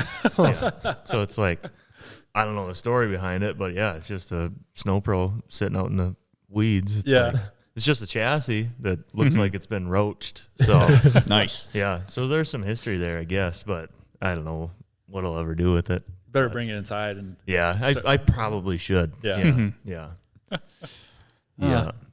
But no, like this has been fun, Logan. Yeah, this has been I great. It's been over 2 hours. That went quick. It flies by. Well, yeah, because all we're doing is just bullshitting in the garage. Exactly. Shop talk. Yeah, Shop talk. exactly. You do it for hours and you don't even realize that's all you're doing. Just bullshitting. Freaking awesome. But no, you are a super cool dude, super nice guy. Freaking, this is, it's been a good time for us. Yeah, no, thanks for coming down and making it work. This is super cool. Yeah. When the guest is talkative, that makes it way easier for us instead of just trying to bombard questions to try to get short answers into long answers. Yeah, one on conversations suck when it's just a plain answer and it's not fun. Just like, my Arctic Cat rode good. Yeah. Oh, I liked it. Yeah. Well, told you I'd be an open book. No, there's a lot I don't remember about the sleds, but the fun stuff I do remember. Yeah. Some of the bad stuff, but that's how you learn. Yeah. No, I went was there money at the top of the sport, like for snowcrossers? I mean, there was definitely guys that didn't work all summer. Yeah. I mean, there's times I probably could have not worked, but it wasn't in my blood. Yeah. I mean, my dad and uncle have several really good businesses, and the money wasn't like it would have lasted till the next winter, and then you would have been trying to make it to the next winter. So the guys that didn't work, I have no idea how they made it work and what they did with their days. Because the second April 1st came on, I was TDS fertilizer employee and running spreader, running the fertilizer plant, kind of doing everything. And then come November 1st, I was here making snow and trying to get riding right away. So we, but I think the prime of snowcross I had just missed. Oh, really? I think as I was coming up the ranks, it was probably starting to kind of hit Plateau. its peak and go down. But then I hear stories of like what guys are making on other brands and stuff. And it's like, you were getting paid in the sport class? What? Yeah. Why? Yeah. How? Or like sport guys getting free sleds. It's like, how? What? That's still the case. We had to pay for my semi-pro sled that I won the championship on. It's like, Damn. Yeah. you guys are getting free sleds in sport, and like, that's crazy. And so, yeah, I don't know. But No, that is still the case that I question that, Laura. It's like, I heard, this guy switched from this brand to this brand and he got 3 sleds for being a mid-pack pro light guy. yeah, It's like, It's crazy. yeah, that's a different world than we have for the cross country. Yeah. Oh, for sure. And Yeah. I don't think it's right. I could go on for days about how the sports run with the classes and what kids are getting paid. And it's like, they're wrecking the sport to me because now nobody wants to move up. Yeah. You got guys Yeah. like Creighton Exactly. Dillon and these guys in the pro light class that are winning every race, and then they don't want to move up because I don't know why. Like I said, I had to fight to get to the pro light class, and then I'd even won the championship and had to fight to get into the pro class. And during the year I won the championship, we were in New York, and I had I can't remember if it was I had accumulated enough points or had a big enough points lead where they allowed me to race pro. Oh, So I had raced semi-pro, open, and pro stock in the same day at New York. wow. And it's like, man, I want to do as much racing as I can, and I want to get to the pro class as fast as I can. So it was like that first, I basically raced pro light a year and a half, because that first year is when I had that bad injury at Canterbury, and then the next year was able to win the championship. It's like, I want to go pro. I don't want to redeem myself and have 2 pro light championships. Like, they're cool to have, as like, now I'm glad I got a championship, but in the same realm, it's like, I want to get to pro as fast, and I'd rather have Exactly. 20 years as pro instead of 20 years as a semi-pro and 2 years pro. Yeah. So, but Creighton Dillon, he's fast on a dirt bike. oh, he's too. so fast on a dirt bike, and he's so fast on a sled, and he's very smart. You watch the lines he takes. He's not like Elias, LaBelle. Those guys are fast with just raw speed, and just whatever's in front of them, they make it work. Creighton's so fast on a dirt bike, he makes it very well on a snowmobile That's to transfer over, and that's really what Tucker was good at. Is Tucker took what was fast on a dirt bike and made it work on a snowmobile, where snowmobile guys are still, and I'm guilty of it, just pounding and making things work, where when you can finesse it, which Creighton can really well, is fast. like he flows. Like I watched him quite a few times this year, where it's like where I'm actually watching the racing, and he's flowing through corners like where a fast sand rider is flowing through turns on a dirt bike. Yeah, that's a good analogy. That's the way I looked at it. It's like, it's something different for sure. And so I think he's staying in pro light again this year. Yeah, as far as I know, I don't think anybody moved up, and I think the top 5 from last year should move up, because that pro class is just dwindling and staying the same, and you don't got nobody mixing it up. And I don't know. I think if they're staying down, because maybe if he wins so many races, the money's way better. But to me, it was like, yeah, money's important, but I heard his pro light wins make bank. oh, and I'm sure, and that's what I think is just so silly. Like, pay the pro guys a little bit more to get a top 5 instead of these pro light guys but it's also the sport too. This ISOC is promoting these guys so much. Like when I raced the 10 to 13 class, we had to we flew to New York, because that was there was 2 races that year, and that was the one of only national we could race. So we flew to New York to do it. And it's like, now you're starting on a 200 or on a 120, the mod, you go starting from a mod sled, then you go back down to stock sleds the rest of your career, and you're at a national every race. It's like, kind of takes away the limelight a little bit too of the nationals. Yeah. That's a tough take on to move up and miss out on money. Yeah. But like you said, to move up to pro, it's like you're in the pro class then. Yeah. And that's where the money should stay and be, and help promote guys getting into it, instead of the brands trying to think like, oh, we got championships from sport to pro light. Like, They make that argument in pro motocross too, that they're publicizing the 250 class the same as the 450 guys. Yeah. So it's like, why would you move up if you're getting the same fame? yeah, exactly. Same fame and a close enough paycheck that you're going to make more winning here than you are getting 6th in the pro class. But being retired from snowcross now, do you have any hot takes of snowcross? well, that's a big one. I think they need to start forcing guys up. Last year was tough because I critique them on the tracks, but we didn't have any snow. Yeah. So they did what they could, and that's tough and that's hard. But I think they need to get rid of all the classes at the nationals, having so many. Like, I don't think the 120s and the juniors need to be at every national. Bring them up in the regional, support the regional circuit. Yep. And then that would allow them to make the national tracks cooler. Yeah. The national tracks, I mean, I remember going to Canterbury 2 years or 3 years ago, whenever, and they had like the tabletop finish in a double, and we're just walking. It was sport practice, and some kid hit the finish line wide open to try to triple the double afterwards. And it's like, Holy obviously these kids aren't smart enough to handle that stuff. That, like, then you've got to make the track suitable for a sport rider. Yeah. So then the sport class looks zero difference than the pro class, when in reality, if you made the track more technical, the pro guys are going to shine, because that's how we came up through the ruts. Yeah. Now every track is just, it's smooth, it's simplified, so a 120 can make it over every jump, and a junior rider is going to hit every triple, because you got a beautiful 15-foot face and just a 2-foot landing where if you case it, there's no consequence. Where I think, like, building a pro track, like, there's going to be consequences if you don't time this. Like, that's why you're a pro, is because you've got your timing figured out. You've got your suspension working well, that if you come up short, you know how to adjust for that. And so I think if they could get classes out of there, but I know they're doing it for money, and they make more money off of that than having it for the pro class. And, you know, they're hauling snow. So I know both sides of it, but man, if they could get back to building some gnarly tracks and getting rid of some of the classes so they don't have to cater to the younger classes, would help the sport a lot. Or just changing their schedule throughout the day so they can ramp the track up for the night show and stuff. But and like those sport guys, those sport kids, they're not scared to send it either. No. And I was there. I'm fully guilty of it. And said my first year, there's only a couple of races I did on the 800 mod. And I mean, you can imagine, like, a 14-year-old on an 800 mod is just dumb. And then we're still on the 600 mod when I won the championship. And it's like a mod sled at 16 probably isn't that needed.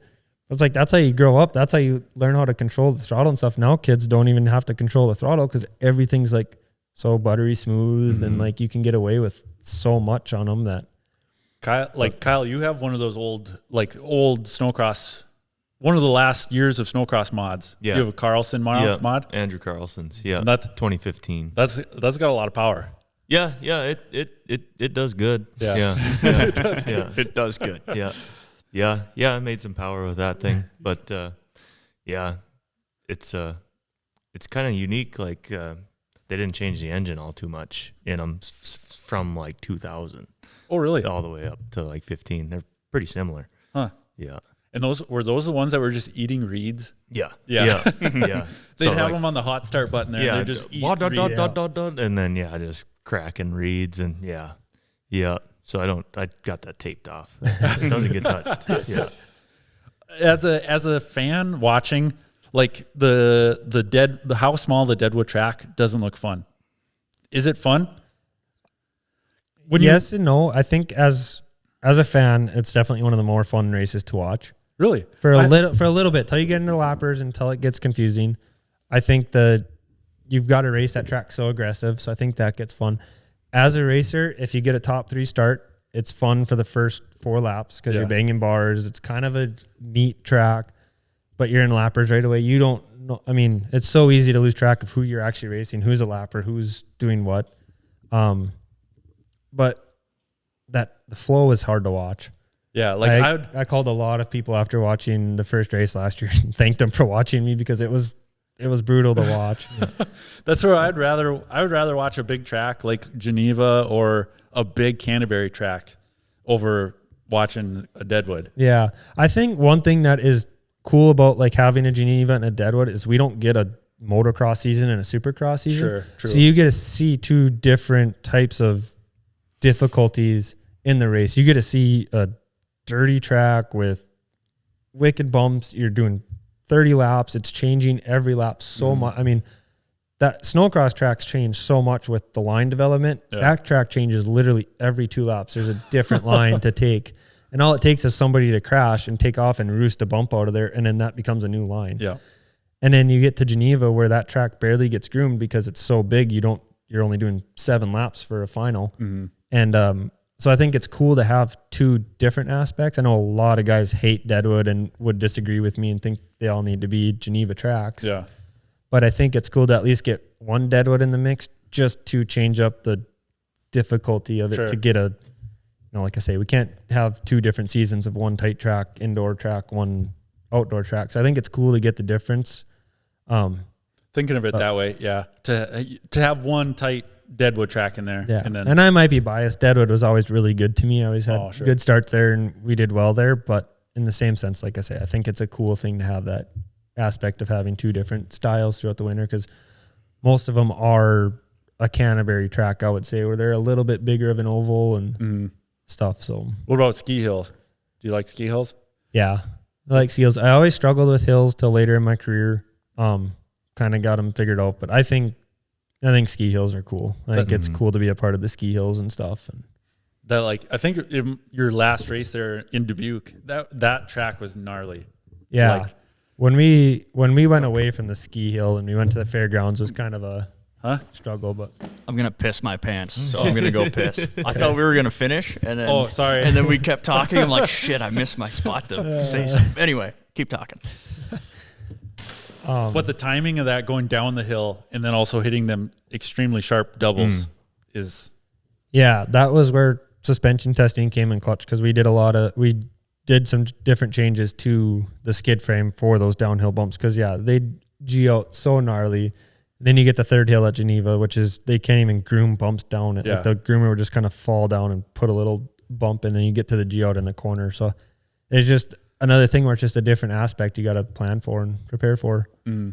What and then coming from a different snowmobile racing discipline, like Kyle, we talked about this, that the snowcross guys are not scared to run into each other. Yeah, no, you can't be. That's how you make passes, and I think they can make the tracks suitable so you don't have to hit guys. And I think there's definitely, I don't even think it's a gray area. I think you can, like, if you make somebody crash or blatantly push them off the track, disqualify. But yeah, I'm Rubbins racing and learned to just naturally do it, naturally learn how to bank off somebody. If they're in the corner and you can, there's like a lot of times in snowcross, there's like doubles into a corner, but you have to case them or you'll just blow off the berm. Oh, sure. And if you've got somebody in front of you, you're like, oh, I can double this perfectly because I got them to bank on. And then you just give them a little bank. Like, you learn how to do it. And I mean, I feel like I was able to learn like my timing on that. Like, if I'm so far behind, like, okay, I'm not going to do this, I'm going to smoke the guys back in. But there's a lot of guys that just don't even think and just try to hit that double and use the berm, and they just smoke your back in and take you both out. And been part of a lot of those situations. But yeah, no, I'm all for Rubbins racing. That's how you got to get around people and move them. And is it like a mutual respect kind of thing of like, no, if somebody hits you, you're pissed at them and want them disqualified right away. But then you'll do the same thing. Oh, for sure. Yeah. It depends on how blatant and like who it is. You know, there's guys with bad reps that like they hit you, you know, their intention was to take you out, but you're able to handle it. So you get mad at them. And then there's guys that are just good racers that like are just, they're forcing you out to take their line and you're doing the same thing to them. And so it really depends on the circumstance too, but you know, I'm all for Rubbins racing. And I guess like, but if I get hit, then I'm pissed at that person. Kyle, we just think of it like our cross country, the ice races, it's so long and wide to where like you could usually make a clean pass with the amount of room we have. On tight courses is different, you know, a little bit. Yeah. So like there is spots where you do got to pinch people off or, you know, touch them a little bit, get them out of the way. Yeah. But my first pro race down in Okoboji, Iowa, I was talking with Wes. I was like, if you don't run into me, I won't run into you. And Wes, I'm going to run into you. Sometimes it can just be get in the other person's head. Yeah. Like at cross country. What the heck are you doing hitting me? Like, all that room, but no, it works. It's got its place. Yeah, I remember, looking back and your snow flaps tucked up, it's like you're thinking of that. Damn it, I got to buy another snow flap now? Well, Brody, maybe we ended it just a hair too soon for you there. Well, yeah. Oh, well. I was going to piss my pants, though. I was sitting here. It's like I can't even hear you guys talk because I'm just thinking about not peeing in the chair. Yeah, on the ride home, he's like, I'm still wearing my dirty pee pants. That's all I was thinking. It's like, don't pee. Don't pee. Don't pee. And so it's like, I have to leave. So sorry about that. No, it's fine. But I don't know. You got any cross country questions for us, Logan, at all before we end, or Ice or ditches? oh, ice for sure. Ice.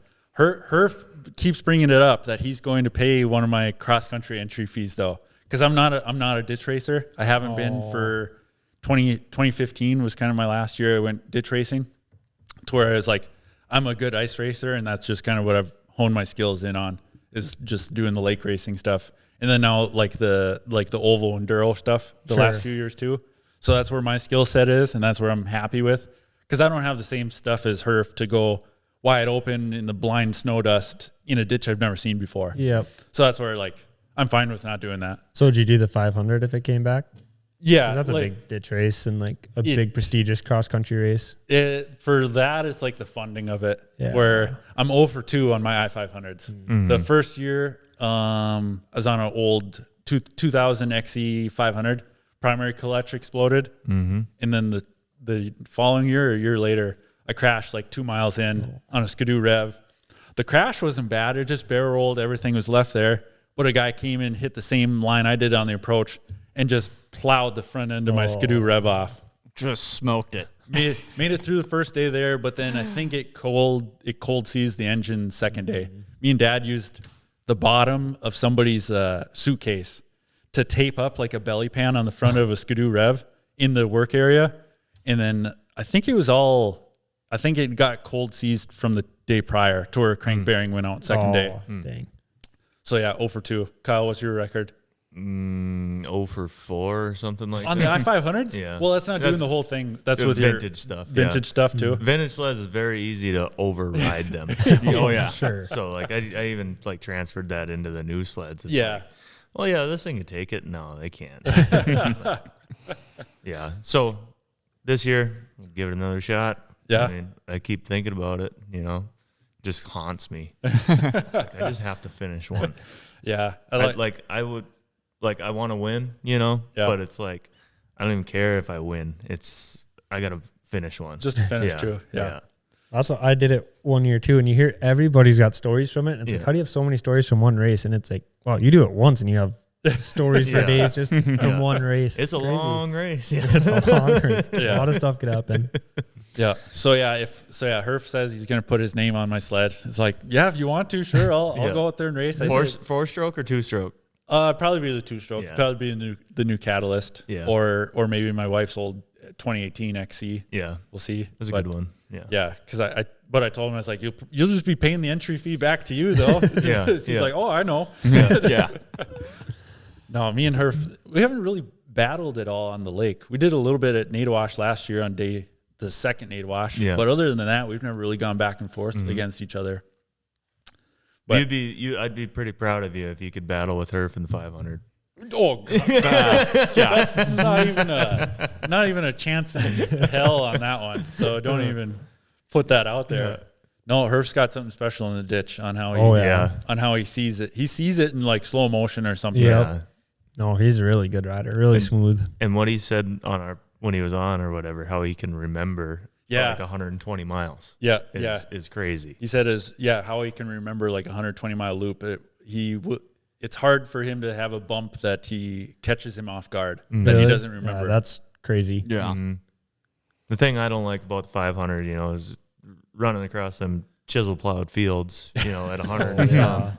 And then the last time I did it, I had a close call. I was running, 104 was what the speedo was at, and it was like up to speed, and then just a huge chunk of something, and it just the sled went up in the air. It's like, holy didn't even crap. see what you hit. Yeah, no. I like kind of looked around and I peeked my head up a little bit, and it's like, what the heck was that? Yeah.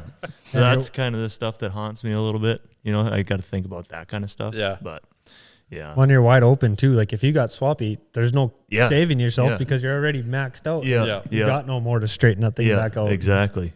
Yep. It's not like you can correct the throttle. You Yeah. know, you're in it. Yeah. No, that's where I'll stick to the lakes of like there's no culverts or rocks or anything unknown you're going to hit, and you can pretty much see where you're going the whole time. Yeah. It's like, I like doing laps. I like kind of, Yeah. So when are you going to try snowcross? no. Yeah. motocross, just doing laps up at Brooks is enough for me too. To where I don't care to go slam through those bumps. I'll stick to the ice racing, what I'm good at. Mm-hmm. I did ride with your cousin Evan just this last weekend, and he hauled his ass on a dirt bike too. Yeah, at Brooks. Yep. He was up there for the practice day. Oh, nice. And so I like the turn before the big finish line jump. I just peeked back, like looking. I thought it was maybe Jesse behind me, and so I held back like that, coming out of the corner, like third gear, and it was Evan taking the inside. And then he just jumped past me on the big finish line jump, and I went up and talked to him afterwards. Like, you had to been just shaking your head at who's this goon looking at me? Looking back. Yeah. But no, good times. Yeah. Racing and riding always got good memories. Yeah. No, we'll be racing and podcasting for many years. That's sweet. This is cool. I'm happy we were able to make it work and do this and get it done. It'd be fun to listen to. Yeah. Yeah, we appreciate you doing it. Yeah, thank you. And we could do another one of just all hot takes.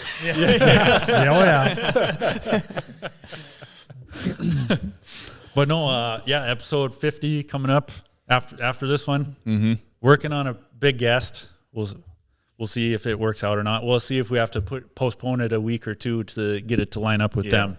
But no, episode 49 is a good one, Logan. This is a banger. Yeah, this is a good one. I didn't do too much talking because I kind of threw my voice out last night. It got a little wild. But no, Logan did all the talking. That's perfect. Which is perfect because you are the guest. Yeah. We wanted to hear about what's going on with you and your career. So perfect. We went through everything I had on the paper. So awesome. But no, thanks for doing this. Yeah. Perfect. No, everybody, thank you guys. Thanks for watching. Thanks for listening. We'll be back maybe next week. Maybe a week later. Shop Talk 10, Woody's Traction. Yep. Yeah. Yep. Shop Talk 10, Woody's. Support Woody's. We'll get a small slice of that. Awesome. All right. Thanks, everybody. Thanks. Thank you. Hopefully the video worked all the way through. It's still flashing. It's still flashing. It did that last time, though, too. Okay. So we'll see. All right. Thanks, everybody. Thanks. Thanks, guys. See ya.